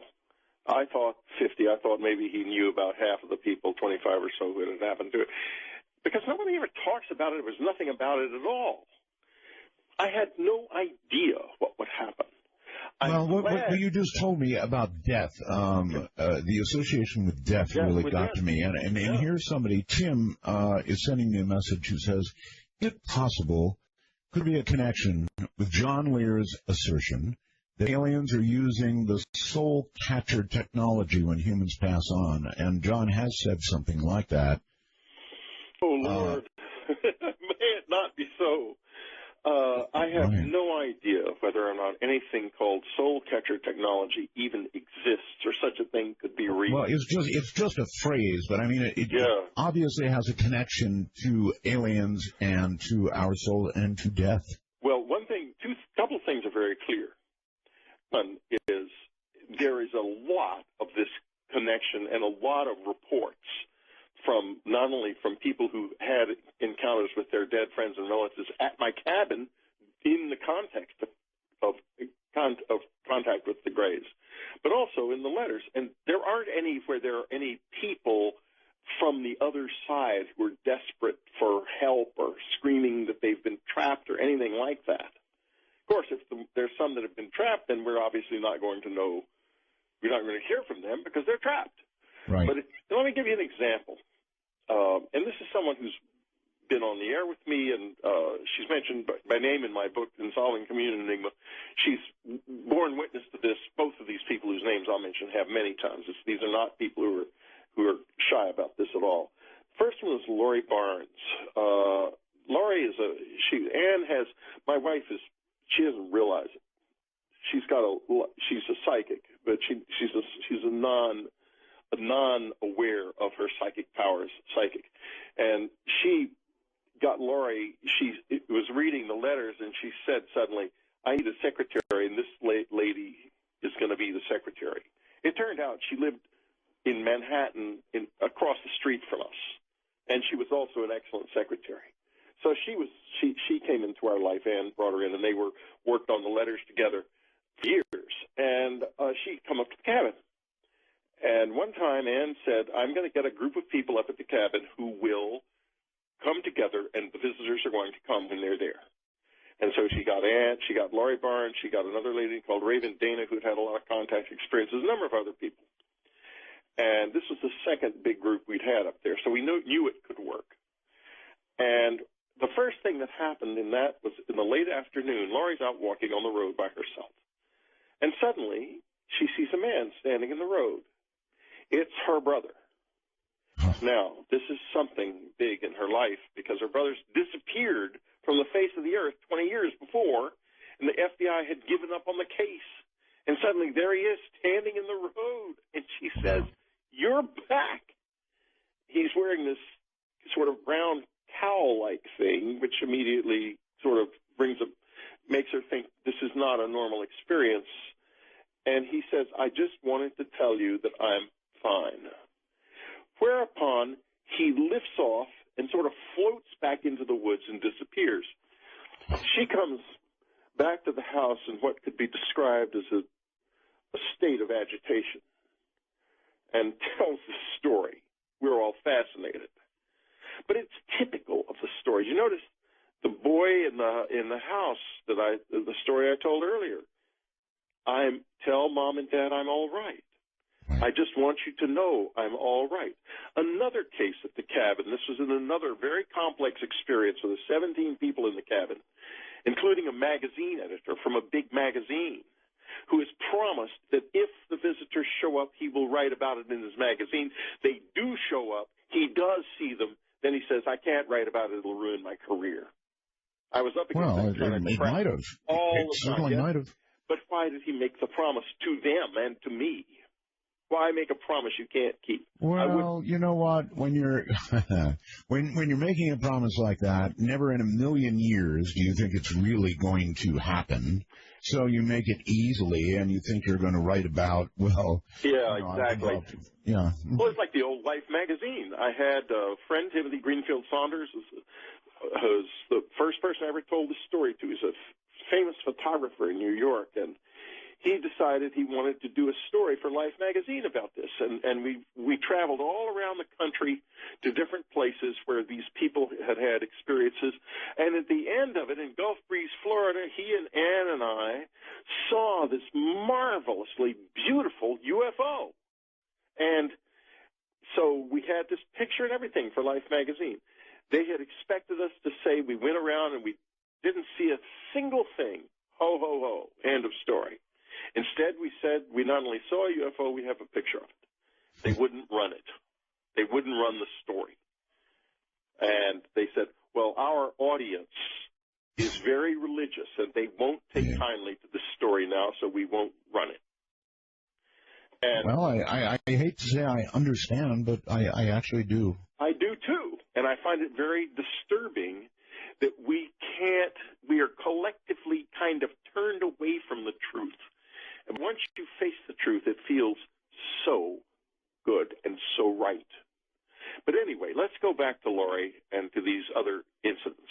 Sure. This next incident happened before Laurie.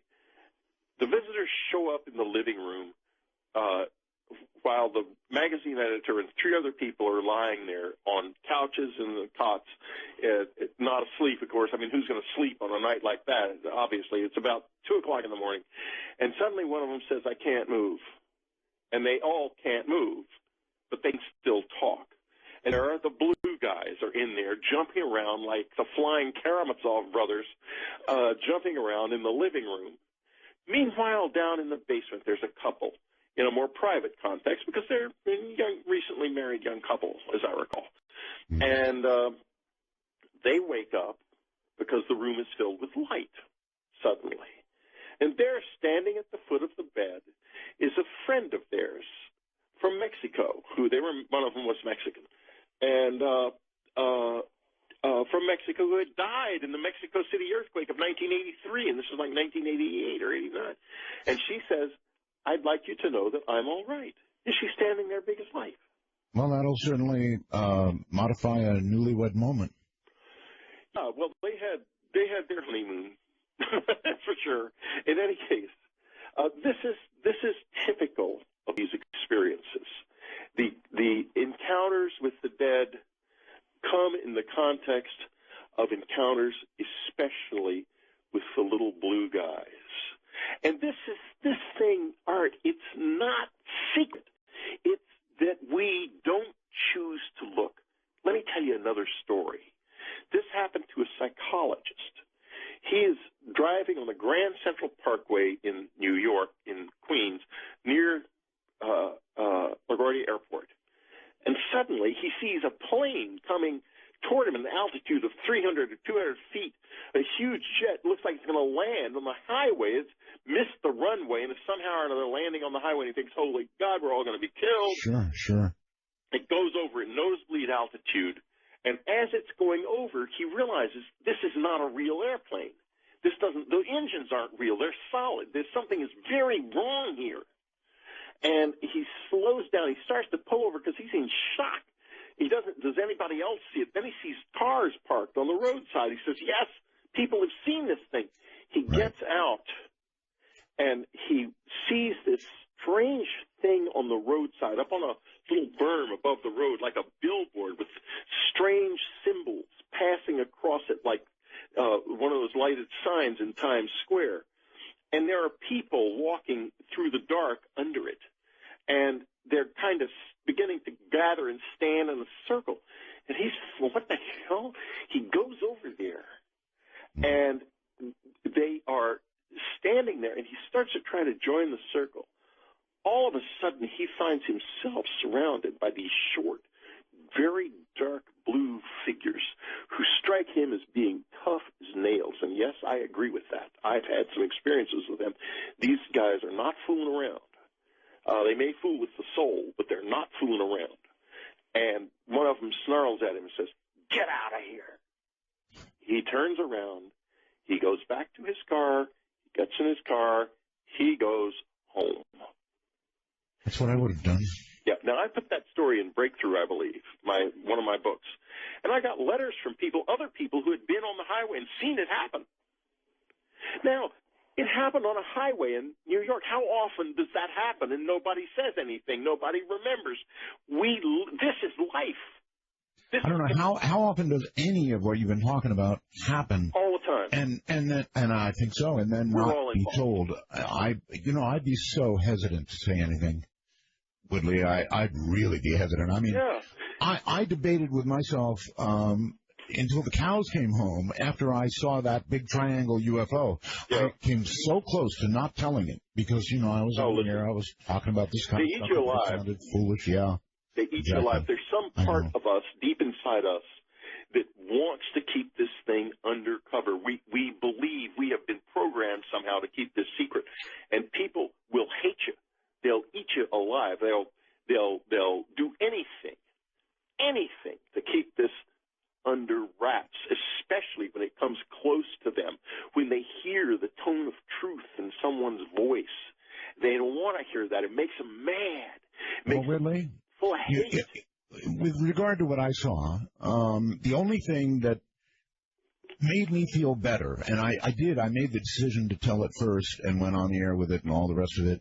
What made me feel better was that within a week, a newspaper article came out saying that I wasn't the only one, that people all across the valley had seen the same mysterious craft, and they said it was a C-130, which was ridiculous. But, to hear that other people saw it made me feel so good. Yeah, it does feel good. And it made me feel good to get all those letters, too. Sure. Because all of a sudden I was realizing that not only was I not the only one, but I was actually not having the strangest experiences or the scariest. Well, what you had will do for me. Well, listen, you want to be, I can take you down any path you want to go in terms of strangeness and weirdness. Even in my own life, in Solving Community Enigma, which, by the way, nobody read, It's out there if you can want it. You can get it. It's an ebook. You can get it at a bookstore, possibly if they carry it. Most bookstores won't even carry my books because it's Whitley Strieber. You know, you don't want to carry his book. He's a liar. And people hate the truth. They love a lie. You know, you go out on the UFO circuit and you tell lies, you'll get 1,000 people in the auditorium listening to your lies. Well, you go out I and tell the truth and you get 53 people. Yeah, I see where the UFO community starts to have a problem with what you're saying. Oh, and, yeah. You know, when you start mixing souls in with this, we with don't aliens. want the soul. The soul is very unfashionable right now. I mean, the soul is, we're meat. We're scientists in the UFO community. We're scientists, too. We don't want to talk about souls. Oh, God. That's a less. We want to be believed here. Well, if you tell the truth, you can forget being believed. It ain't going to happen. It's already difficult. It's already difficult when you're talking about aliens. That's hard enough. Yeah. When you start combining it with the kind of experience you had, and then dead folks. I can go beyond this. I can go farther out and still be telling the truth. Well, go where you need to go. Go where you want. Let's go back to Lori Barnes then. Tell you another experience she had. This was in 1954. She's now, at this point in her life, she's a young woman. She's pregnant. She's at home alone one night. Her husband is an entertainer. He works at night. And all of a sudden, she hears a noise and looks up, and to her horror, these little dark blue figures are standing in a row, in a line beside her bed. Horrible creatures, like frog-like. You know what they remind me of? Remember the movie Ghost? Yes. The person who wrote that movie had an unconscious knowledge of these creatures because the creatures that come up in that movie are like these guys. Anyway, that's aside. Let's go back to Laurie. And she's shocked beyond words. I mean, she's pregnant with her baby, and these monsters are suddenly in the room. And she's terrified. One of them, the one at the front, puts his hand on her arm and says, "Do not be afraid. We are not here because of you. We're interested in the girl child you're carrying," which, as Laurie said, didn't reassure me at all. Right. And she said, and this is the key part, she said, and listen closely, "My God, you're so ugly." And he said, "One day, my dear, you will look just like us." So are you ready, Art, for your next time around? I don't know. I'm telling you, we're just starting out. We can go way down the road. I'll into another level of reality, into another kind of truth. Okay. Jeff asks the following. Could it be possible that these abductees aren't seeing deceased people? Could it be that the abductors are using their memories to calm them somehow during this experience? Is it all a deception on some level to calm them or to deceive them into believing something about this that isn't true? Yes, of course it could be. Of course. I'm not going to defend this in that way. What I'm saying is the truth is something extremely strange is happening. This is real. This is the truth. What it is and what it actually all means in the final analysis, that question I cannot answer. Well, it is very reasonable, I think, to ask if perhaps these creatures are looking into your brain. Hold on. Absolutely. Okay, we've got a break here. And looking and finding something familiar and then presenting you with that so that you don't lose your mind on the spot. You're listening to Dark Matter.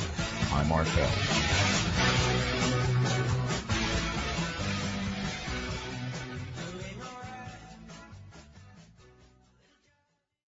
Around and around. What's it going to be like next time? Some songs are just so right. Whitley, welcome back. Hello, Whitley. Hello, Art. Right. Around and around. What's it going to be like next time? I wonder, too. You have an incredibly beautiful family, by the way. Thank you. That daughter, she's just something special. Something else, yeah, I know. Oh, my. And such a nice wife. Oh, my. Still working on this time around. That's right. You're in it. Deep in it, in the middle of life. So good you place take me down, you take me down any road you want. All right. Well, why don't we do this? Solving the communion enigma. I went back over the life that Ann and I have spent together because I had noticed something interesting. I had noticed that in my childhood, I had some very weird experiences that I wrote about in a book called The Secret School. I had completely forgotten them until under hypnosis with Dr. Klein, he noticed a change in my tone of voice. And I was telling about seeing these beings when I'd been on a train. I was listening to myself talking. You know, you're sort of detached from yourself when you're being hypnotized by a real pro. And he suddenly says, "How old are you?"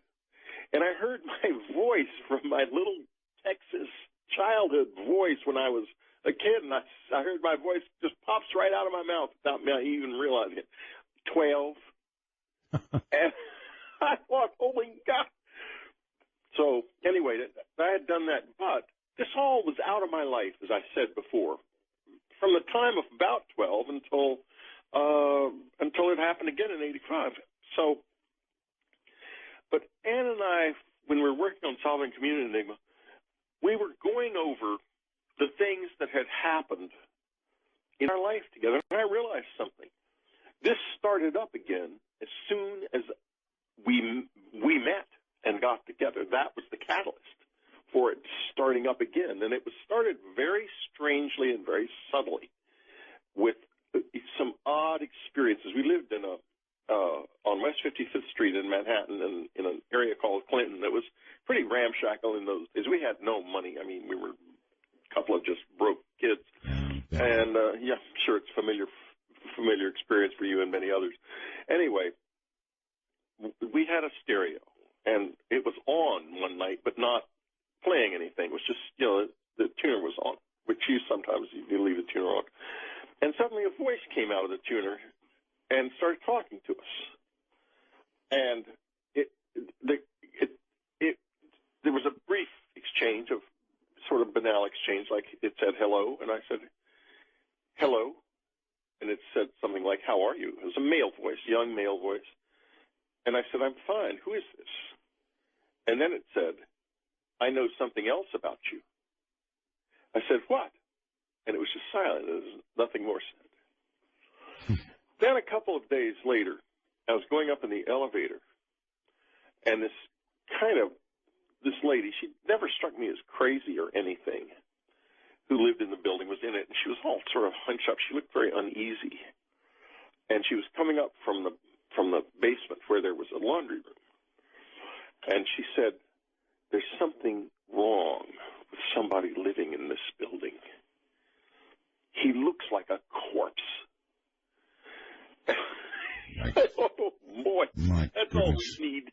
And so I go on upstairs, and I sort of forget about it. That night, I hear this strange kind of like someone rubbing on our door, sort of like they're rubbing their hands on the door, and it's making this kind of hissing sound, and that goes away after a while. And finally, and it's been quiet for a while, I hear voices, and I open the door, and I look out, and there's this blood on the wall, a streak of blood, like a long, fingerprints of blood going down the stairwell. And I follow it all the way down to the bottom floor where there's a crowd of people from the other floors who've seen it, all come in and out and seen this, and they've all gone down into the lobby, and the cops show up, and they try to question our superintendent, who spoke no language. He didn't speak either. He sounded like to a person who spoke English, he sounded like someone with a very thick Spanish accent. But to someone who spoke Spanish, he didn't speak Spanish either. So we all knew that, but the cops didn't. They couldn't get anything out of him. And finally, the cop that spoke Spanish says, "He doesn't speak any language, does he?" He said, "No." We say, he does not. Anyway, it was never figured out. They cleaned up the building. But then, a couple of nights later, I'm going to put out the trash, and I hear this noise from the floor below, this sort of funny noise. It was like a noise. I go down there, and coming around the corner is this apparition. It is like rotted. The teeth are showing like like a person's been dead for a couple of months, and the teeth are, it's just unbelievably frightening looking, sort of jerking itself along, coming along the hallway. And I run upstairs immediately, and a second later, it's in our hallway. I run in, I close the door, lock the door, and the door is sort of pushed against for a while, and then it goes away. Oh, God. It sounds like something that in modern literature has to be shot in the head to die. Oh, God. Well, anyway, but here's the thing, and you find this, I found this in talking to a lot of the people who wrote these extraordinary letters. When it happens to you, it feels ordinary. And it happened to me. It happened to people in my building. It was weird, but, we were living it. We were with it. We were in it. We were kind of living with it. Mm-hmm. And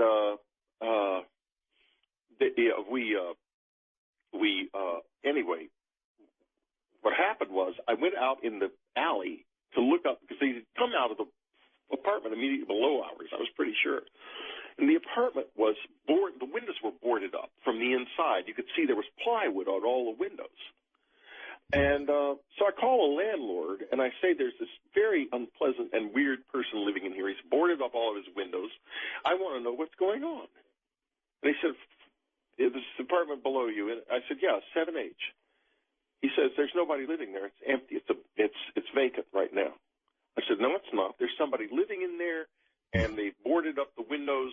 He said, no. He said, all right, I'll send someone over there today, and we will clean this place up. They get in there. It's a mess, apparently. The windows are all boarded up. There has been someone living there. They're not there now. They unboard the windows. They clean the place up. And eventually it's rented again. And who knows what happened. But he was gone. Well, good. Good for gone. The court moved. Coming back to the aliens for a moment and the dead. Yeah. Very interesting. And, it just occurred to me when somebody named Ira sent me a wormhole message that said, isn't that what they did in Contact by using Ellie's father? Remember the end of Contact? The movie Contact? I'm working. I'm not remembering the movie. The Carl Sagan movie. Oh, how could you forget? Oh, no, yes, I remember Sagan now. movie, of course. Well, at the end, remember, she was reunited with her father who had passed away. That's right. Carl Sagan knew a lot of stuff about this. I had a couple of conversations with him, and I knew some people who were very close to him. And he didn't say a lot about a lot of what he knew. I think probably because it was sort of hearsay and he couldn't prove it, or who knows, maybe he was an insider like some people say, I don't know. But he had, I'm not surprised. I'm not at all surprised. Can you describe in some detail, I mean, a lot of what you've said, I think, has contributed to the modern conception of what a gray is. Yeah. Can you describe, is it like the grays of the movies, shape of the head, shape of the eyes, the body size? Is that for real? Smaller than you think. Smaller. Yeah, smaller than you think, and with capabilities that you do not expect. I'll give you an example. One of the houses in our little neighborhood where our cabin was, there were about 6 or 7 other houses there at the time. It was just being developed, and there are now about 12 houses. It wasn't a very big development, but in any case, the house is just being closed up and finished out, as they say. Roof's been put on it, and one of the workmen's got all of his tools in there, so he decides he's going to stay in there for the night with his tools because he can't move them out until the morning because there's a big lot of tools, and his coworker is got the truck, so he's there with his car, and he stays there the night. He is awakened in the middle of the night, and he's horrified to see this little creature in the room, in the same type of creature that Raven Dana would see in our cabin a little while, a few years later, which is a story I haven't told yet, but we'll get to. In any case, he sees this thing, and it's about 3 feet tall with the big eyes, and it's standing there like a deer caught in headlights. He experiences a terrific burst of fear. Well, which you can understand. I mean, because an animal, unlike any animal he has ever seen before, is inside the house with him in the middle of the night, and he's all alone. Of course. And not only that, it's dark, and he can't see it all that well.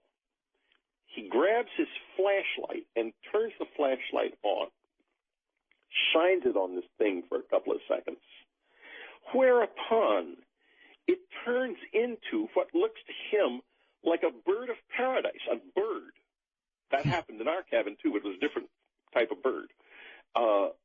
And it disappears by going straight out through the closed doors, right through the glass without breaking it. Tools or no tools.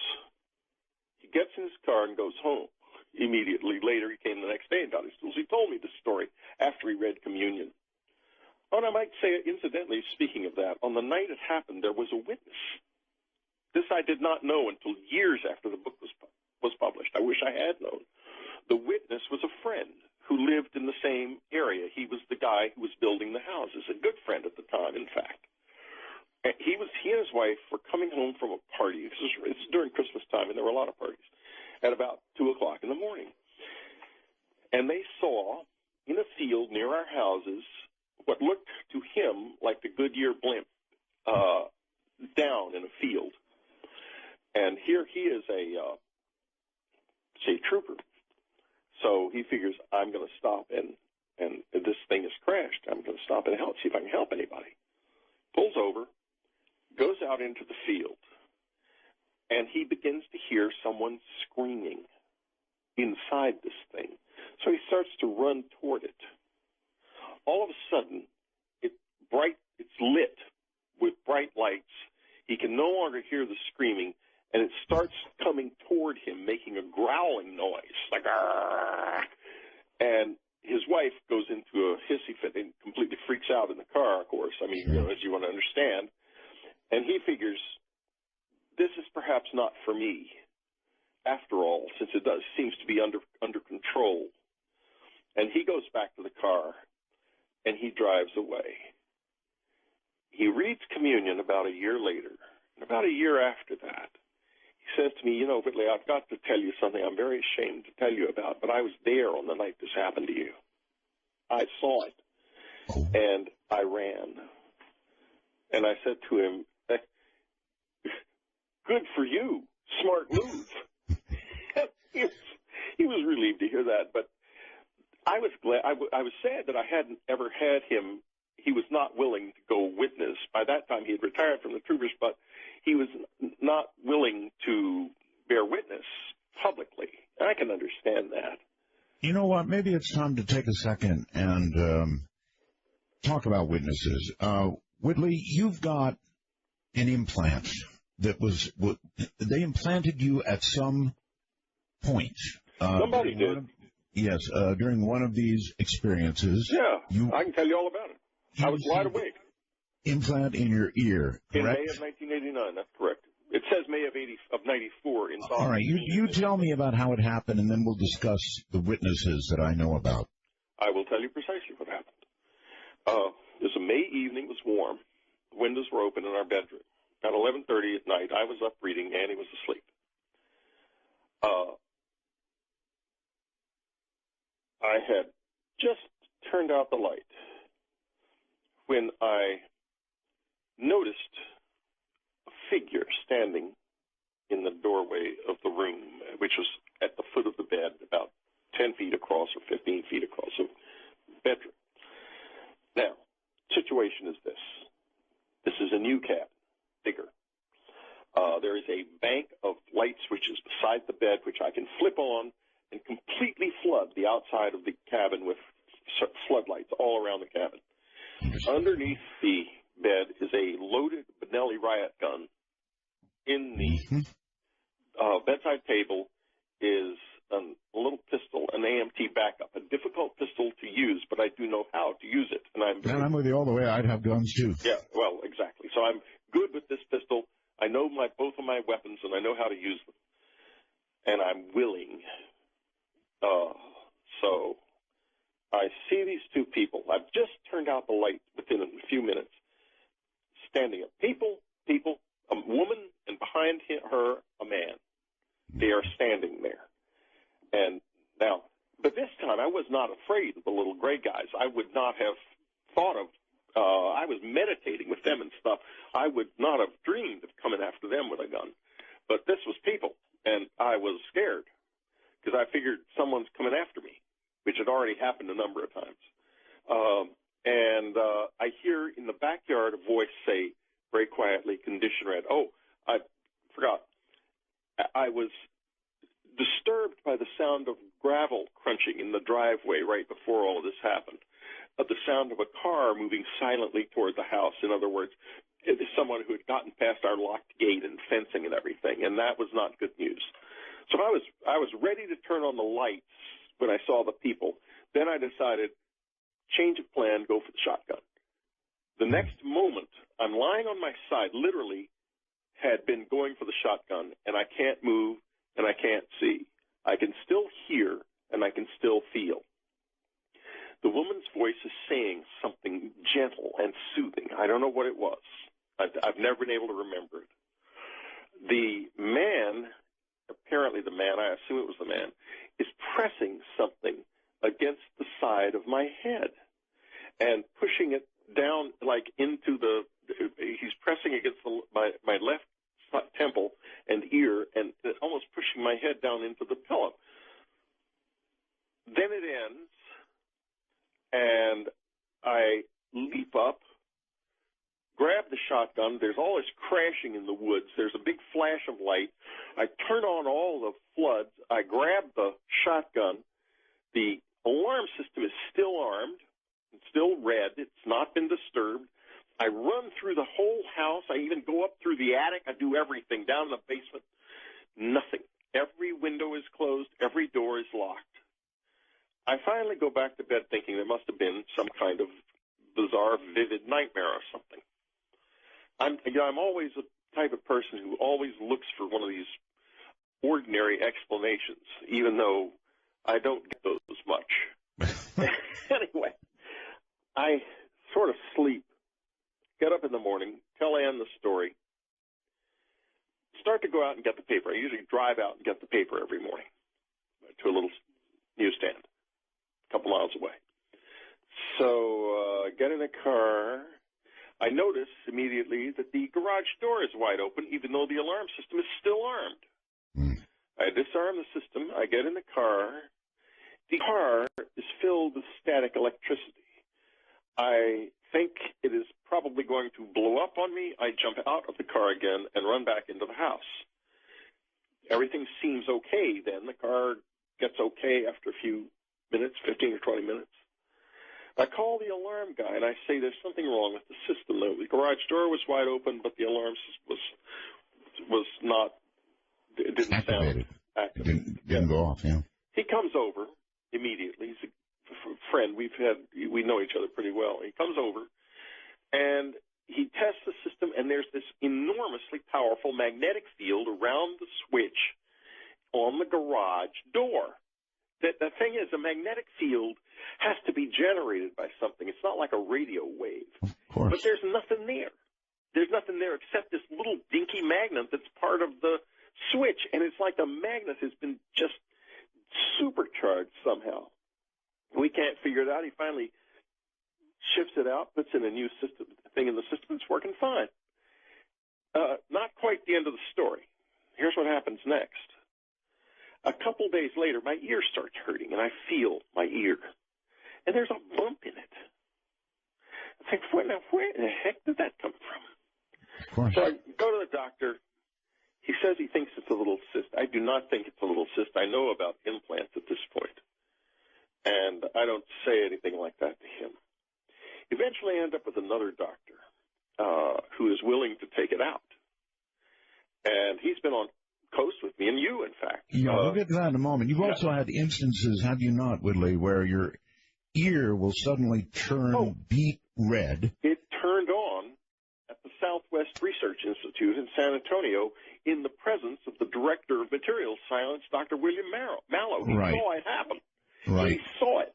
He rushed me into a signals acquisition laboratory, and they said they couldn't pick up any signal from it, but the problem is the lab is funded more than 50% by the Central Intelligence, by the intelligence community, so who knows whether they picked up anything or not. They wouldn't necessarily be able to even tell me. Okay, well, you went to the doctor, and they thought it was a little cyst, maybe. We'll get to that. They thought it was a little cyst. Did they do any imaging at all before they opened you? Yeah, they did an X-ray, and it was shadowy on the X-ray. You couldn't see it. Didn't look like what it was at all. Let me put it that way. And all right, but they knew something was there. Oh yeah. They all right, now I should just rush ahead and tell the audience. Look, I had Dr. Roger Lear on. I had the surgeon who operated on Whitley on. I can't recall his name. Dr. John Lerman was his name. Okay, fine. And they both came on together and said, look, we opened up Whitley, his ear, and we went after this thing. And I know that I'm not exaggerating when I say the surgeon told us on air that as they approached this item, when they had you open, and he took the scalpel and went to actually cut where this thing was and remove it, and the damn thing moved. It moved, yeah, that's right, into an area where they said they didn't want to keep going because it was getting, I guess, near something very sensitive. No, it wasn't sensitive. It moved from the top of my ear all the way down into my earlobe, and the doctor said I'd have to cut your whole ear off to get it. Exactly. In other words, they didn't want to chase it with a scalpel. Right. I mean, I didn't want them to either. I want the ear. But that was a surgeon, I like the folks, on my program who said this happened. Right. It happened. And the tape of the operation is, again, it's on my website. The video of it, of him actually doing the surgery with Ann nervously laughing in the background. And then he says it's a white disc, and a few seconds later he sees it disappear. You can see it all happen. Right. Anyway, he got a corner of it. And that went to the pathology lab. Right. A couple of days later, the pathologist calls him up. Now, at this point, this is still down in the bottom of my ear. And understand, when it was put in, there was no scar whatsoever. There was no incision mark. There was nothing afterwards. It was just as smooth. It's like I'm feeling it right now as we're talking. It's still there. Anyway, the pathologist calls him and says, "Is this a practical joke?" He says, "No, it came out of a patient." He said, "Because this is not natural. This is a piece of technology. It's a piece of has a metallic base, and there are cilia, proteinaceous material growing out of that base, and these cilia are motile. They were moving. Or they weren't anymore, but they had been, he thought. And, of course, the cilia were what enabled it to move. Now, a couple days later, it had moved from the earlobe back up into the top of my ear, where it had remained to this day, because I got afraid of taking it out again, despite Roger Lear's many efforts to get me to take it out, try to take it out again. I don't want to try. I'm scared to. I don't blame you a bit. One time's enough. If you can't catch it with a scalpel, don't have the race. Right, exactly. And I was just thinking, did it move for its safety, for my safety, or for both of our safeties? I don't know, and I can't find out. And I'm not going to tempt that again. So there it sits. And what effect to this day? Is there anything that it still turns on once in a blue moon? It not all turns on. Yeah. What do you feel, or what senses do you hear a whining noise in the ear, and hot and turns bright red. All right, hold tight, stay right there. So, the surgeon came on and told me all about it. That's pretty strong evidence in my mind, along with Dr. Roger Lear. I mean, very, very strong evidence. This is just strange stuff. But then again, this is dark matter.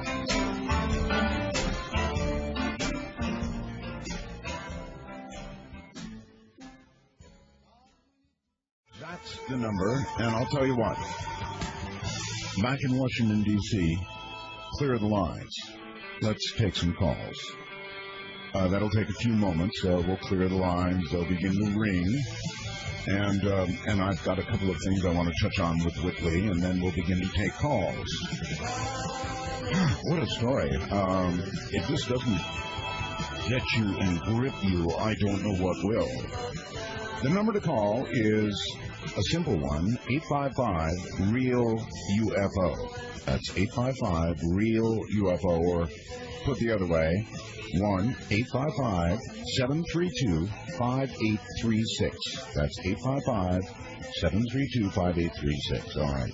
Whitley, here's what I want to raise with you. One criticism that people would have of you is that you've made a lot of money with this story. Now, it's true. I mean, you're a writer. You took off. You wrote Communion, a giant bestseller. You and I wrote a book. In other words, you've written about these experiences, and you've done very well by them. And that always makes people suspicious. My answer would be, what would you expect the guy to do? He's a writer. But why don't you go ahead and tell us your take on that? Well, first of all, the money illusion. Here's my take on that. Yes, I made a nice piece of money for Communion.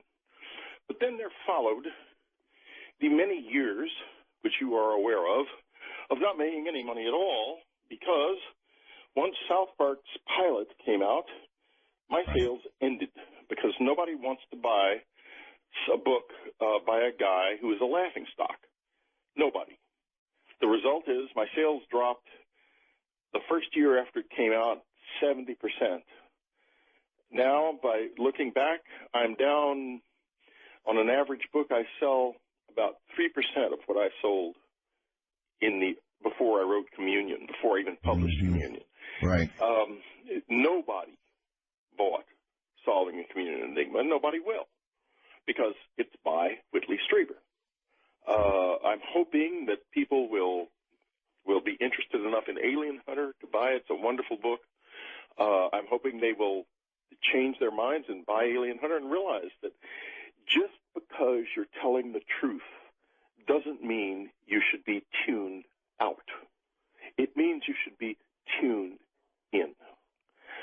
In any case, I lost the cabin. I went bankrupt. I have spent many years past the money, and I'm still telling this story. And I won't stop, because what happened to me, the way I was rejected, made me furious. And I'm just not going to stop. It would me too. Make me very angry. Yeah, absolutely. I mean, you remember in the old days, I would come on that show, on your show, literally desperate to do something that would make a little bit of money so that I could keep my roof over my head. I mean, we went from being wealthy writer, then I write Communion, that lasts for a few years, and the whole thing is in a shambles because I wrote Communion. I'm the Communion man. I'm the rectal probe man. I am the laughingstock. How ironic. That must have been very hurtful. It wasn't hurtful so much as infuriating, because, these books, Communion, Transformation, Breakthrough, The Secret School, Confirmation, Solving the Communion Enigma, they're true. And you'd think people would eat that up, but they run away from it. But you put out some UFO book that's full of lies, and it becomes a bestseller. Mm-hmm. That's really, I thought to myself, well, maybe they thought I was lying when I wrote Communion, and that's why everybody bought it. And then they realized, oh, no, he's telling the truth. We can't buy those anymore. But that's not quite right. People get fooled, and by experts. there are people in the government, and I think outside of it too, called social engineers, who are social scientists, who, like, if you go on YouTube, you can find some of their work very easily. And look at UFO videos on YouTube. The better videos will have these real internet troll type of comments on them. And often, if you click on that individual, you'll find he's just a name. He's never done anything else. He's just sitting there. And he's been put there by a social engineer. He's not real. It's not a real person. For the purpose of creating the impression that the public thinks this is all ridiculous. But the public does not think that. The public is willing, ready, and able to listen. But they don't get the chance. Like Solving the Community, you'd never see it in a bookstore because the bookstore owners believe Whitley Strieber created a literary hoax. He's a liar. He doesn't deserve to be on our shelves. They've been duped. They're the victims of social engineering. Victims. Because remember this. You know, the disclosure people always say, well, we're going to get disclosure, we're going to do this, forget it. It is never going to happen, and I'll tell you why. I told them this. There's one of them out there. I won't say the name. It's not Steve Greer, who tries to pretend that the abductees and the close encounter witnesses don't exist. I told to this individual, I said, look, this is what will happen. This individual is trying to get a statement from NASA where they will say that simply that some of the objects that are observed in the sky may be under intelligent control. Not even that they're aliens. That not anything like. And I said, it's never going to happen. Because no matter what they say, they're exactly 2 steps away from the question, well, what about these people who say they are being abducted? And that is a question the government does not want to deal with. Because the answer is, we can't stop it, and we're not going to tell you what it is, even if we did know and we don't know. Okay. The number is 855-REAL-UFO, and you're on the air with Whitley Strieber. Hi. Hello. How's it going, Art Bell? Very well, thank you. Area 51's to you. And Mr. Weaver, I've got a question. Strieber. Whitley Strieber. Look, I really need to talk to him if he can't even pronounce my name. I'm sorry. Well, try it. Say Strieber, and I'll answer. Strieber. You can't even. You don't want to say it. Well, so what's your question? I'm one of these people that have never had one of these experiences, and I'm kind of curious, is there a specific type of person that has them, or can anybody have them, or how do you go about That's actually a reasonable question, and I stand corrected because I thought that you were gonna come after me, and that's a very good question, and I have part of an answer, and this is what it is, that when you get a large group of these people together, you find out something very interesting about them. They're all very mild-mannered. The ones I've had take IQ tests are generally pretty smart. They're generally not all that well-educated. In other words, they don't have college degrees, et cetera, and so forth. So they're bright people, kind of in the ordinary walk of life, and they're mild people. They're not the kind of people you would expect to have a fight. I'm one of the more belligerent ones, actually. But in any case, that would be one thing. And another thing is this, and this, we noticed this when we were working with the letters. We'd make long lists of the names of these people, and there were an awful lot of Irish and Scottish type names in there. And we found that the groups of people who this happened most often to were people of Celtic descent, people of Native American descent. Very interesting. People of Jewish descent, and people of black descent.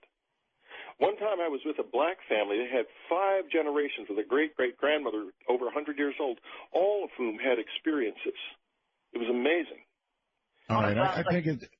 I'm sorry, caller. I cut him off by mistake. Whitley, I don't think people are going to come after you. Not on this program. Okay, well, I'm ready. We've got kind of a different group. Well, right. Be ready for them, but I will not be argumentative. I'll be good. I'll be very, very nice. I'll be very polite and sweet, which I am often not on the air, as you know. Yeah, I know, but I don't think you need to worry about these people. Really, I'm going to assume that they're all wonderful people, and we're going to have a lovely time. Bring them on. I hope you're right. All right, you're on the air with Whitley Strieber. Hi. Hey. Whitley? Yes, ma'am. Or is it sir? It's ma'am. It's Emily. I talked to you back in '01 in Hawaii, and you had called me about some films I sent you, and I just wanted to thank you for being so personable and hospitable about it. You and Ann had looked at them, and I've had several encounters, and a lot of films went here, there, and everywhere, and you were the only one that responded, and I appreciate that. And in '07, my son and I moved back to East Texas, and I had a face-to-face encounter with a giant Bigfoot. And you talked about people laughing and making fun of you. I know exactly what you're saying because it happens to me. I just kind of keep it under my wraps here. But I just wanted to touch base with you, and I love you. I love your work. I understand where you've been and what you're doing as much as I possibly can. Well, thank you. Thank you. And I certainly know where you're coming from with a Bigfoot experience. And any of these experiences, folks, I would not recommend you tell this to anyone. Too many bad stories about that. And or at least, think really, really hard before you do it.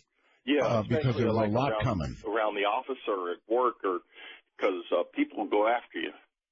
Well, exactly. I mean, you're going to have to expect a certain amount of ridicule is the word. Yeah. And that's what it is. You're on the air with Whitley Strieber. Good evening. Hello. Hello. Oh, hi. Hi. Hi, Art.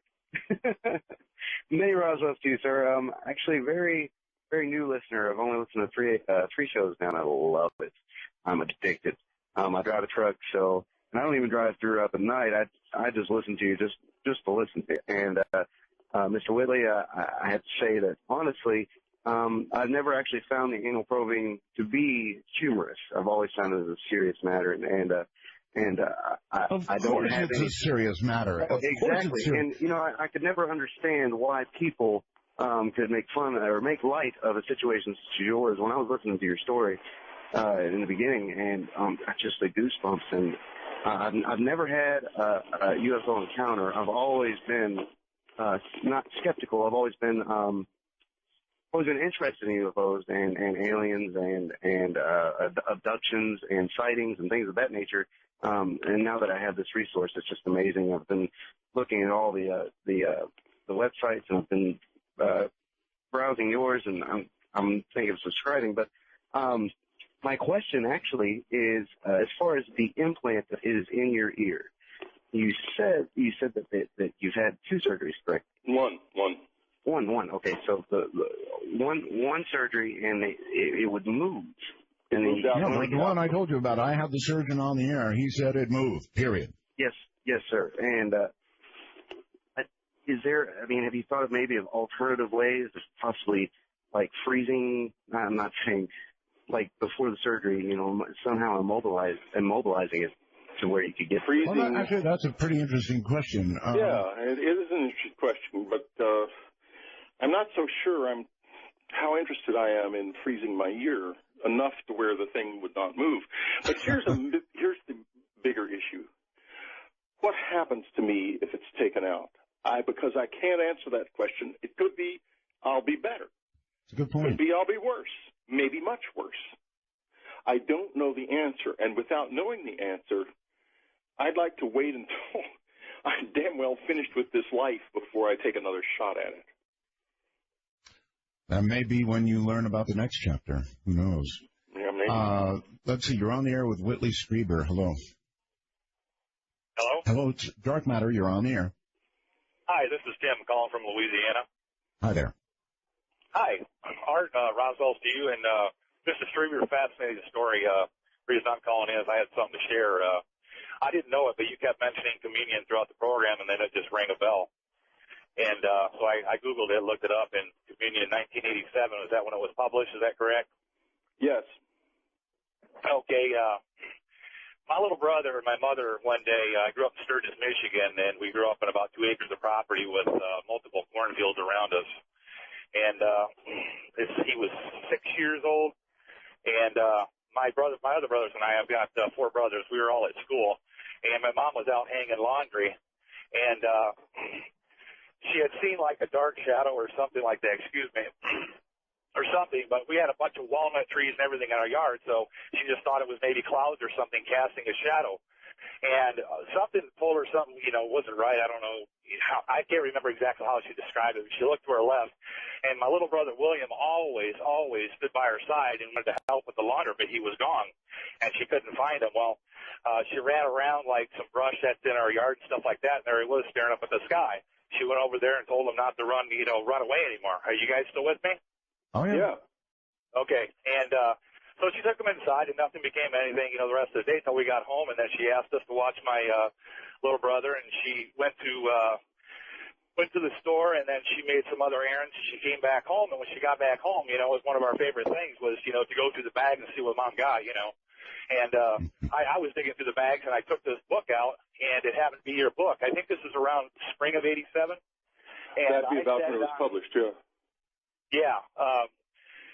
So I took it. It might have been a summer. I took the book and I put it on the counter and I was looking at it and I go, oh, what is that? And I was like, oh, I've seen those on television, That's an alien or something, whatever. And I made a comment about it to my mom, and then we didn't think anything of it, put the groceries away and stuff like that. And then all of a sudden we were all, kind of like walking through, and my little brother was staring at it. He was laughing.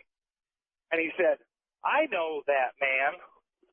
And this is a true story. I'm 43 years old. I don't tell lies, and I've never seen any UFOs in my life. But come to find out, when my little brother took off from my mom's side that day, there was a craft in the air, and he said that he saw that man in that craft. And wow. That would be you, Whitley. Me? No. No, he means the front cover, not the back. Yes. Oh, okay. Yes. Front cover.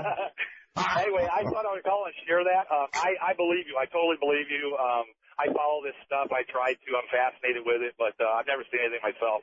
Maybe someday I will, but I never want to have to go through the experience that you went through. And anyway, Roswell's again to you guys, and thanks for taking my call. Thank you very much for the story. I thought he saw you. Yeah. Well, that's happened too, but so far. It wouldn't surprise me as many times as you've experienced that somebody would see you in transport. I think that we are all involved in this. I don't think it's just certain people. I think certain people remember it or are allowed to remember it, but I think it's part of human life. Yeah. I'm not, the idea that aliens came here recently and started, us, it doesn't wash with me. I think this is part of what we are. And I think so. I think it goes back since, when people were writing on rocks, carving on rocks. Absolutely. From time immemorial. And we are part of, we're caterpillars and they're butterflies. And I guess if you were a caterpillar and saw a butterfly, you might find it very disturbing looking. And we find these guys pretty hideous. But what that fellow said to Lori Barnes, one day, my dear, you will look just like us, I think is the future of many of us. I think also very disturbing from my point of view. You're on the air with Whitley Strieber. Hello. Hello? Hello. Hello. It's me? It is. Well, what do you know? Oh, Roswell's and Stonia's. Art, that's how much we missed you in that distance. I was wondering if you've heard of Riley Martin. He does another talk show on Sirius on 101 on Tuesdays, and he's wrote a book, The Coming of Tan. He said he was abducted as a child. It's been years, and they finally gave him his memories back, and now he remembers everything. And man, he's got a long story to tell. Have you heard of him? Or? No, I have not. You hadn't, huh? No. Actually, I have. I've heard of him. I have not heard the show, but another experiencer, apparently. Well, that's great. I mean, he has a show and everything. It's a good sign. Maybe people start to get used to this. Well, we're hoping so. I mean, I figure they got to be somebody else out there. You know, we can't be alone in this universe. Somebody else in here, too. I really, Whitley, I just don't think that people are going to, no matter how we tell it, they're just going to be too uncomfortable to accept it, particularly in the way you've laid it out with the dead. That part really... But that's what it's all about. Well, I guess so. But and thinking back on what somebody said here, John Lear really did reference all of this. It may not be quite the same thing, but it's the same track. Yeah, it is sort of the same track, except it's a very negative reference to it, and I'm not so sure that it is negative? all that. I think that if you've got heavy things on your soul, you should think carefully about that. You know, my wife's on our website. She's been really working on. She had a near-death experience in 2004 that taught her that you need to give up the burdens of life, the hates and the angers and all those things. And she's written some beautiful diaries in the Anne's Diary section of unknowncountry.com about forgiveness and how to forgive yourself and others. And I think that's a very important part of this whole experience of being human. And I've come to learn that too, Whitley, but it's easier said than done. Well, it is easier. It's very hard to do. It's very hard to really do it. But, you know, I think if we die heavy, it's not so good. I think we should die as light as we can when our time comes. I think that's part of the message of our experience, certainly my and Ann experience, and maybe part of what our message about the soul is about. That the soul is very real, and it is why we're here, and we need to live compassionate and forgiving lives. And that's hard to do. It's harder to do than it sounds. All right, you're on the air with Whitley Strieber. Good evening or morning, whatever. Hello? Hello. Yes. Yeah, this is Bob. I was wondering, I got kind of a twofold question. Is there any way that these little blue guys, did you summon them in, or they just happen? I can't. And I was wondering if maybe they're... Wait a minute. Please repeat your question. The little blue guy. What about the little blue guys? Is there any way to get them to come to you, or do they just show up? And are they related to these shadow people I've heard you talk about before? Well, I don't know about that. But is it really a good question? Okay. Yeah, I think it is. We were able to get these beings, and there's two types that are in my life. And the third type also, I will say, these tall blonde creatures, but that's another story, part of my story. In any case, the two that are the most alien-looking are these little very short, dark blue creatures, and the very fragile, gray-colored creatures with the big eyes. There's two different types, and they often come together. And in my life and in the lives of many, many other close encounter witnesses. Now, Anne was able to, a couple of times, 2 or 3 times, to get groups of people to the cabin, and the visitors showed up definitely, in no questions whatsoever about it, in complex, elaborate experiences that were not hallucinations or dreams on anybody's part. Mostly, when they came, they just came. Now, I spent many years meditating. I meditate daily. I was doing that when this started. I was open to it, and I was there for it. And how important is that? If you want this to happen, God forbid, I don't know why anybody would want this to happen, but if you do, is meditation one direction to go? And I think meditation is important. I mean, there are people out there who will make you pay a lot of money to go out and shoot laser pointers at the sky and stuff. But I think it's a much more personal and deeper experience. And now I meditated for, 30 years, 25 years, 20 years. I guess I've been maybe 85, 75. I'd been meditating for about 20 years before this happened in my life, and I wasn't looking for it when it did. I was open, though, and I guess they sensed that or were aware of it or saw it in some way. But then subsequently, when I was learning to communicate with them, meditation was absolutely essential. And in the last 3 years of our time at the cabin, I meditated nightly with a group of someones. I don't know what they were exactly, but they came. Whitley, consider what you've said tonight. You got raped. You've had an implant put in your ear. You've had experiences that I don't think anybody would want to have. Why would anybody want this? And I keep going toward it. And, Art, the answer to that question is very hard for me also. Why didn't I immediately sell the cabin or burn the damn thing down and never go back? I don't know why I am compelled to do this, except that I just sense, and I can't get away from this, that it's about the truth and it's terribly important, and I won't quit.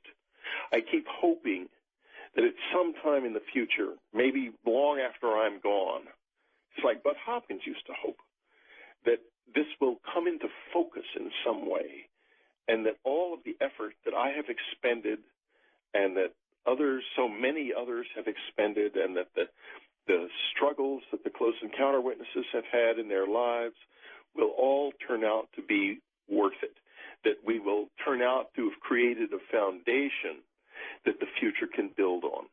I hope you're right, Whitley. I hope I am. I really hope you're right. All right, hold tight. We'll take a break here. It's hard to even understand why somebody would be compelled to continue to seek this out after everything he described. Beyond my ability to digest. This is Dark Matter.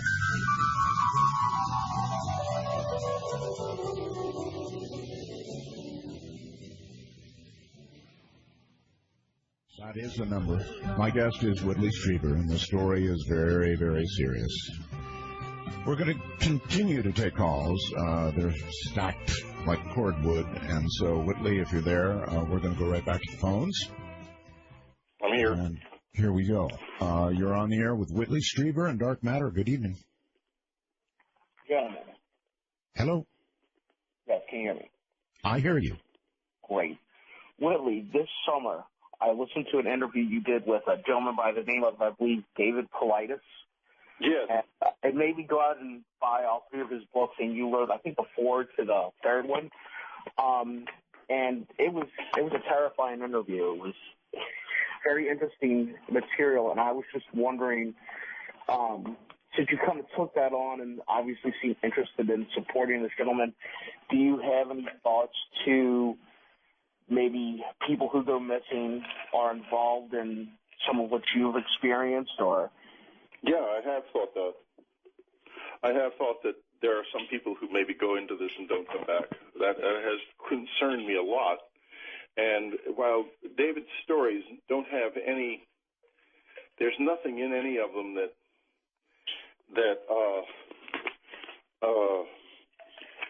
would indicate that does happen. I'm not so sure I see why it wouldn't. In other words, I have a feeling that there may be some people who go deeply into this. I know a few cases of people who have gone into it in another way, who have kind of, the visitors have come deep into their lives and they kind of roll up the carpet. In other words, they go way back in the woods and live very simply and quietly by themselves because, Art, you've been talking about how this is so scary and so on and so forth. But there's another side to this, and that's that once you get past the hard stuff, if you do, which I eventually did, obviously, I wouldn't have kept doing it, it becomes like like being part of a larger world. It's an extraordinary and beautiful experience. And on the one hand, now on the other hand, one of the stories that David has in one of his books took place. A young kid, was out partying in the woods and at night, and when the party was over and everybody had gone home, he was no longer there. He was gone, and he stayed gone. There's never been a trace of him found. That happened a couple of miles from the cabin where I used to go out in the woods all the time and meet the visitors. Not only that, it happened apparently on or very close to an incident where they were trying very hard to get me to come with them, and I wouldn't do it. So I have to say, I think it is a possibility. Yes, and don't you think that if you had decided that you would be willing to go, you'd be gone? I'll tell you exactly what happened. I had made a plan with them, and it wasn't like sitting across a table and talking to someone. It happened in your head, and it felt like your imagination, but at the same time, then it would become real, and I had gotten to the point where I was used to that. I was handling that pretty well, and the plan was that they would call me, and I even built a bench in a certain place in the woods where I would go sit, and one of them would come sit beside me, and we would talk. Wow. That was the idea. And the call came just at dawn one February morning in the cold, in the form of a sound like a trumpet echoing across the woods and waking me up in the cabin. I knew what it was immediately. There was nothing else was going to make that noise like that. And I'd never heard it before, but it was just so otherworldly. It was obviously something to do with them. So I threw on my slippers. I had a pair of good, thick slippers and a big robe, and I went out into the woods. And to do that, you had to go over a deck and then cross a yard and then up a little rise, and then beyond the rise was the woods, and then beyond that, the clearing where the first experience had taken place, I was pretty sure. So I go up on the little rise, and I can see through the naked winter woods an object, a big dark object in that clearing, and I can see a couple of figures standing near it. And I can hear it. It's making a clanking noise, and that clanking noise was very familiar because when these things slow down, people think of flying saucer, it must make a, very otherworldly whirring noise. Believe me, it's all much more down to earth when you're close to it than you would think. In any case, it was there. And I thought, oh my, they are here. It's going to happen. And I started to walk down into the woods, and I stopped for a second, and I heard this voice. It was these blue guys again, the tough ones, going, come on. Mm-hmm. And I thought to myself, if I walk down there and I never come back, what happens to my family, my son and my wife's lying there in the bed, and what she's going through, and she goes through every night when I go out, and she won't talk about, but she won't stop me, but I know she lives in a kind of hell because of this. Maybe you were supposed to be considering that, Whitley. Maybe well, that exactly. was it. Yeah. And I turned around, and I went back to the house.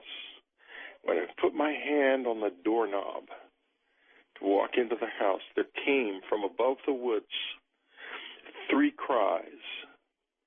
The sounds remain, to this day, the most emotional, most beautiful, most heartrending sounds I have ever heard, and also the most perfectly executed sounds. They were so perfectly timed together, and it's hard to explain this, but they were like hearing something perfect, like a voice of perfection.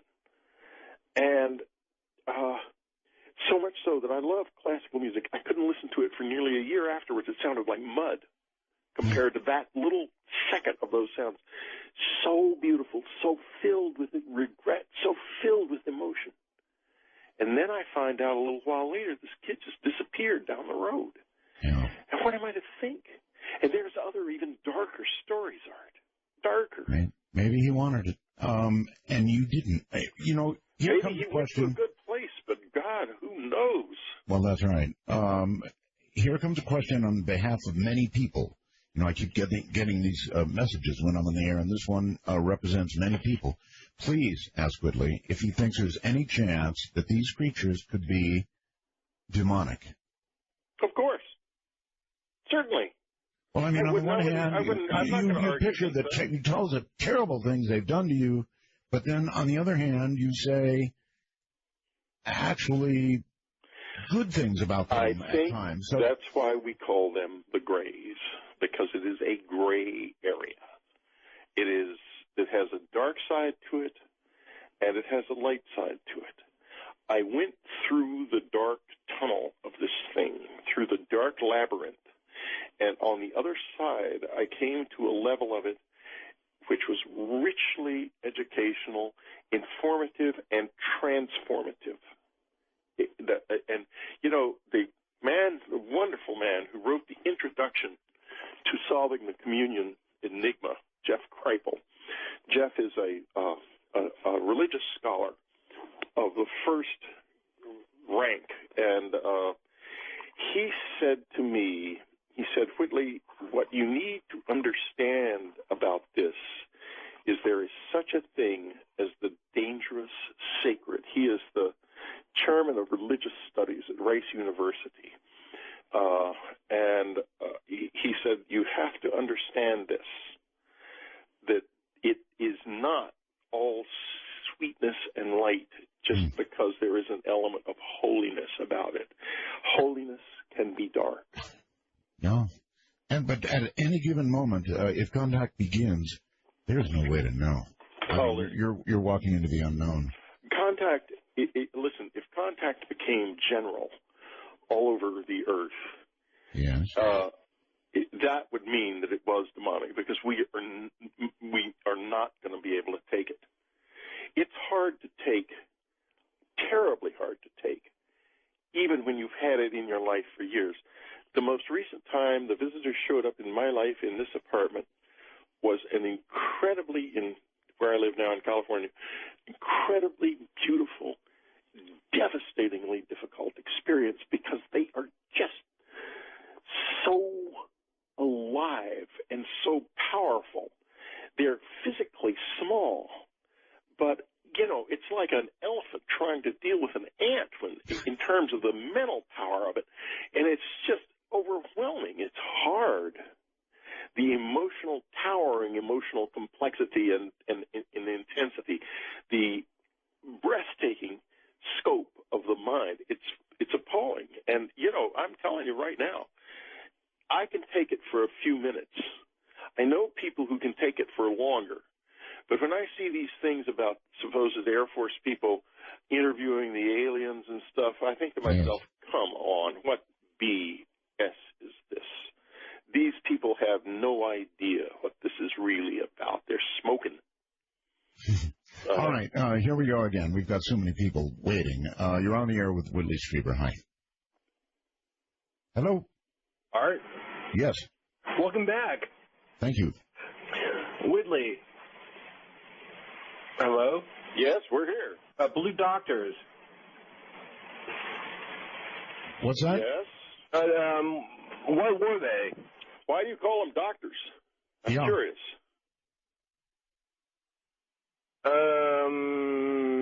The book, were they doctors or? Well, some people referred to them, they referred to themselves in some cases as doctors. And I thought of them as sort of soul doctors or something. Yeah.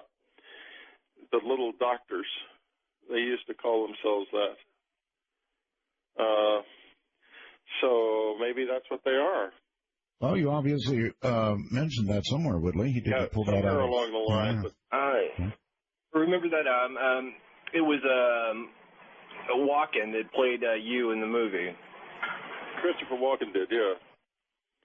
He played somebody in the movie. It wasn't me, but in any case, that's another story entirely. Did you get, by the way, did you get to consult on that? I wrote a script.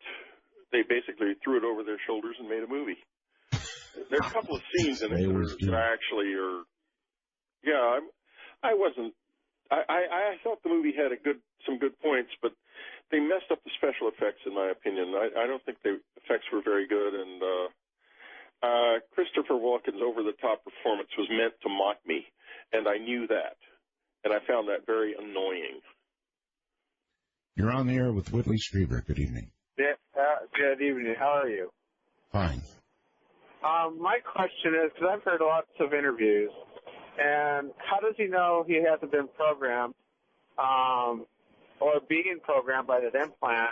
Because one of the things that Whitley said was, don't go into the light, go into the dark. No, I think that was John Lear, actually. Yeah, but he said Whitley told him that. No, I didn't. Yeah, tell I think that's right. I did not tell him that. I didn't tell him anything like that. And but it does sound like something I might have said, simply because I went into the dark, and I found it very interesting, actually, after a while.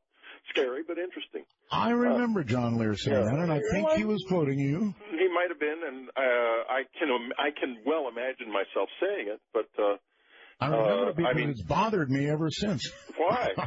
I went into. What do you mean? Why? If I'm in a talking about going into hell or something, I was talking about going into the woods at night.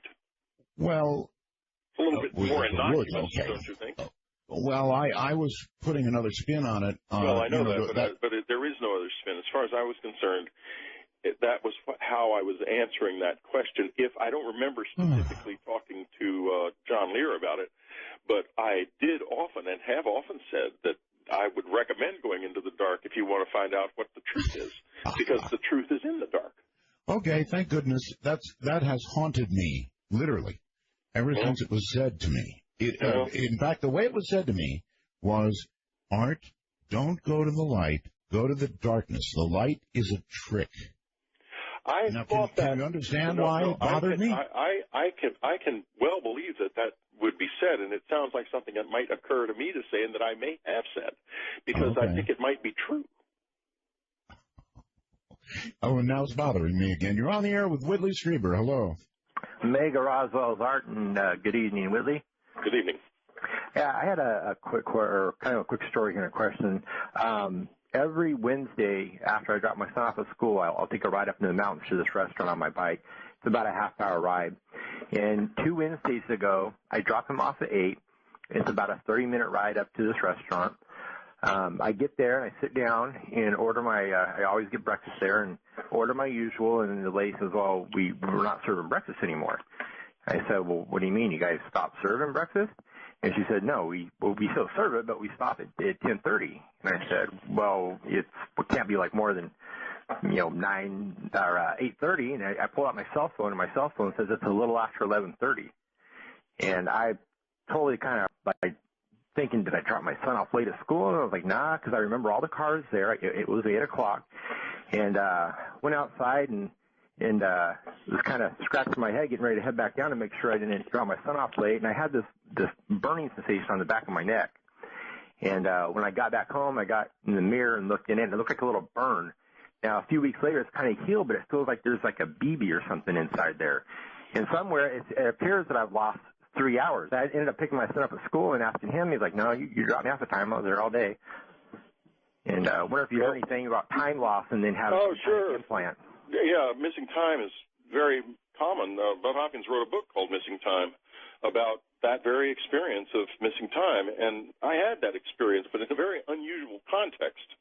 I was in France with my family, and we had rented an apartment. We were there for a few days and about a week, and I got very sick all of a sudden in the middle of the night one night. And, they all woke up and they decided they would go out touring. I mean, because I certainly didn't want to keep them from going out and seeing Paris. And they went out, and no sooner had they left, 10 or 15 minutes later, there comes a knock at the door, and I'm way back in one of the bedrooms. I'm thinking, why don't they just use the key instead of making me get up when I feel like this? I walk in, and I go to the door, and there's 2 men there. and they're nice-looking guys. I mean, perfect, and they're French. And they very politely asked to come in because they would like to talk to me about my experiences. And I think to myself, how could a couple of fans find me here? Because I'm not even in a hotel. And I said, well, could you identify yourselves? And one of the men said, yes, we're with the French government, and we have some interest in this. And I know they did, because I had talked to a very prominent Frenchman about 20 years before who had known a great deal about this. And so I let him in. And the man says, we are able to induce the experience that you call missing time. And we would like to interview you when you're in that state. And I said, well, okay, I'm game. I was absolutely fascinated. I said, but I want to hear the tape of the interview if I don't remember it. Right. And the man says, well, we can certainly let you do that, but you won't remember even that, but for a few minutes. And I said, well, then I want a copy of the tape. He said, no, that we can't give you. And I thought about it for a second. I said, well, okay, we'll do it. And he says, would you like to listen to the tape now? And I said, well, we haven't made the tape. Half an hour had passed. I get it, yeah. And he said to me, it's done with sound. And I listened to the tape, and I remember now being extremely happy about what I heard. I do not remember what I said on the tape. Okay, quick question for you. That's missing time. Right, missing time. On behalf of this last caller, he also said something, the back of his neck, there was something. Yeah, that sounds like an implant, and yeah, it does. If it's bothering him, and if he's still got it in there and it's irritating him, go to the doctor and say to the doctor, I've got something in my neck. Fix it. Okay, so you recommend that he go to a doctor? Sure. All right. I mean, Roger, hold tight. We're really burning time here, so stay right where you are, and we'll be right back. This is Dark Matter. 855-REAL-UFO.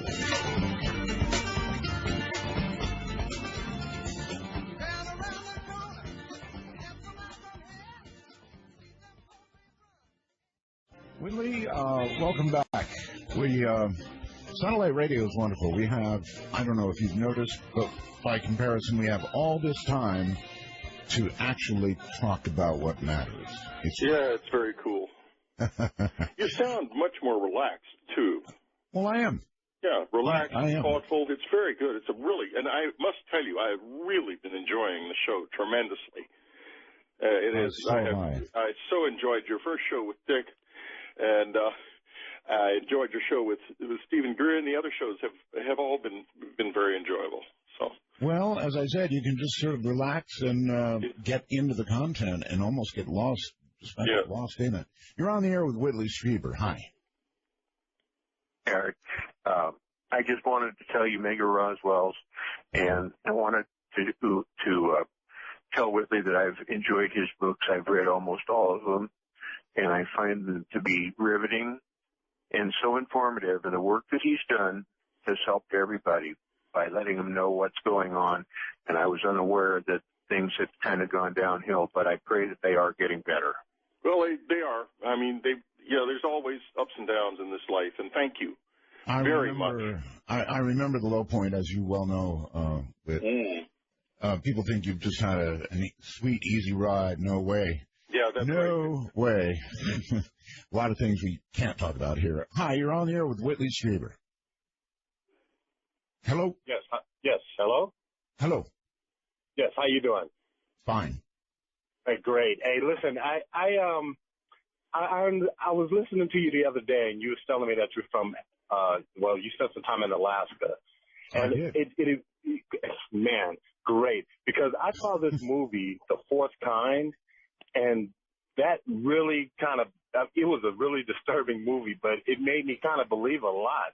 Well, it's a work of fiction, The Fourth Kind. It's called a faux documentary. In other words, it's a false documentary. It didn't really happen.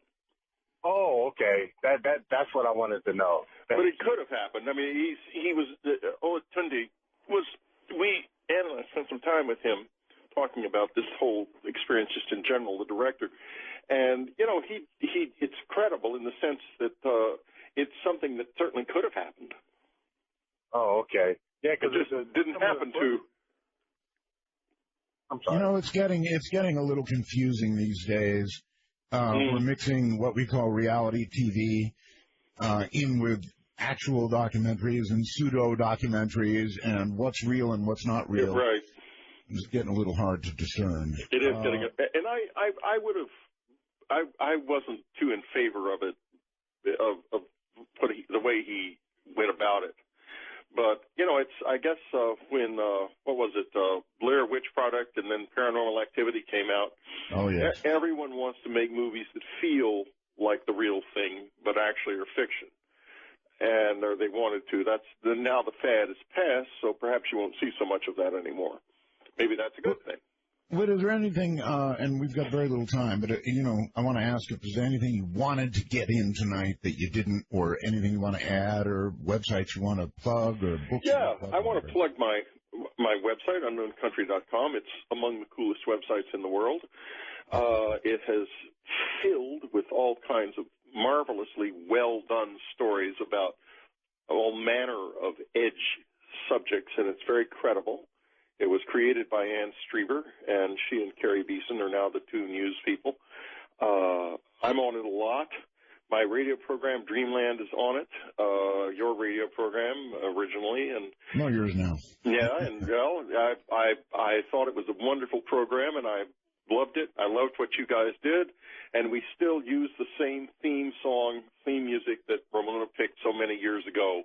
Oh, now, this weekend we have Peter Lavenda, who is a fascinating man, an adventurer. He's just back from the Far East, bringing with him some of the most remarkable and unexpected stories about Adolf Hitler that you will ever hear. Yeah, I've heard about this man.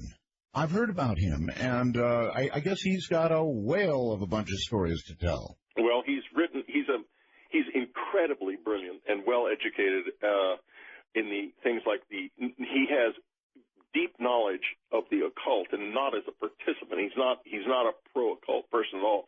He wrote a book called Sinister, a series of 4 books called Sinister Forces that are about the occult influence on America, the American government, and the Nazi U.S. government connection, which runs very, very deep. And which I was exposed to as a child, and you'll find that story in the Communion Enigma book, Solving the Communion Enigma. The last thing I would want to say is this. I am a writer. Read my books. Read Solving the Communion Enigma. Read The Alien Hunter. You cannot but be better for having done so, and they are really good reads. All right. Well, Whitley, I want to thank you for being here tonight. Obviously, of course, we'll have you back again sometime. It's been a real pleasure, and you really, really opened up. So, what can I say? Thank you. Thank you, my friend. Good night. Good night. And there you have it. That's Whitley Strieber. Quite a story, huh? Absolutely amazing. That'll do it for this night and Dark Matter. Thank you all very much, and see you tomorrow night. Midnight.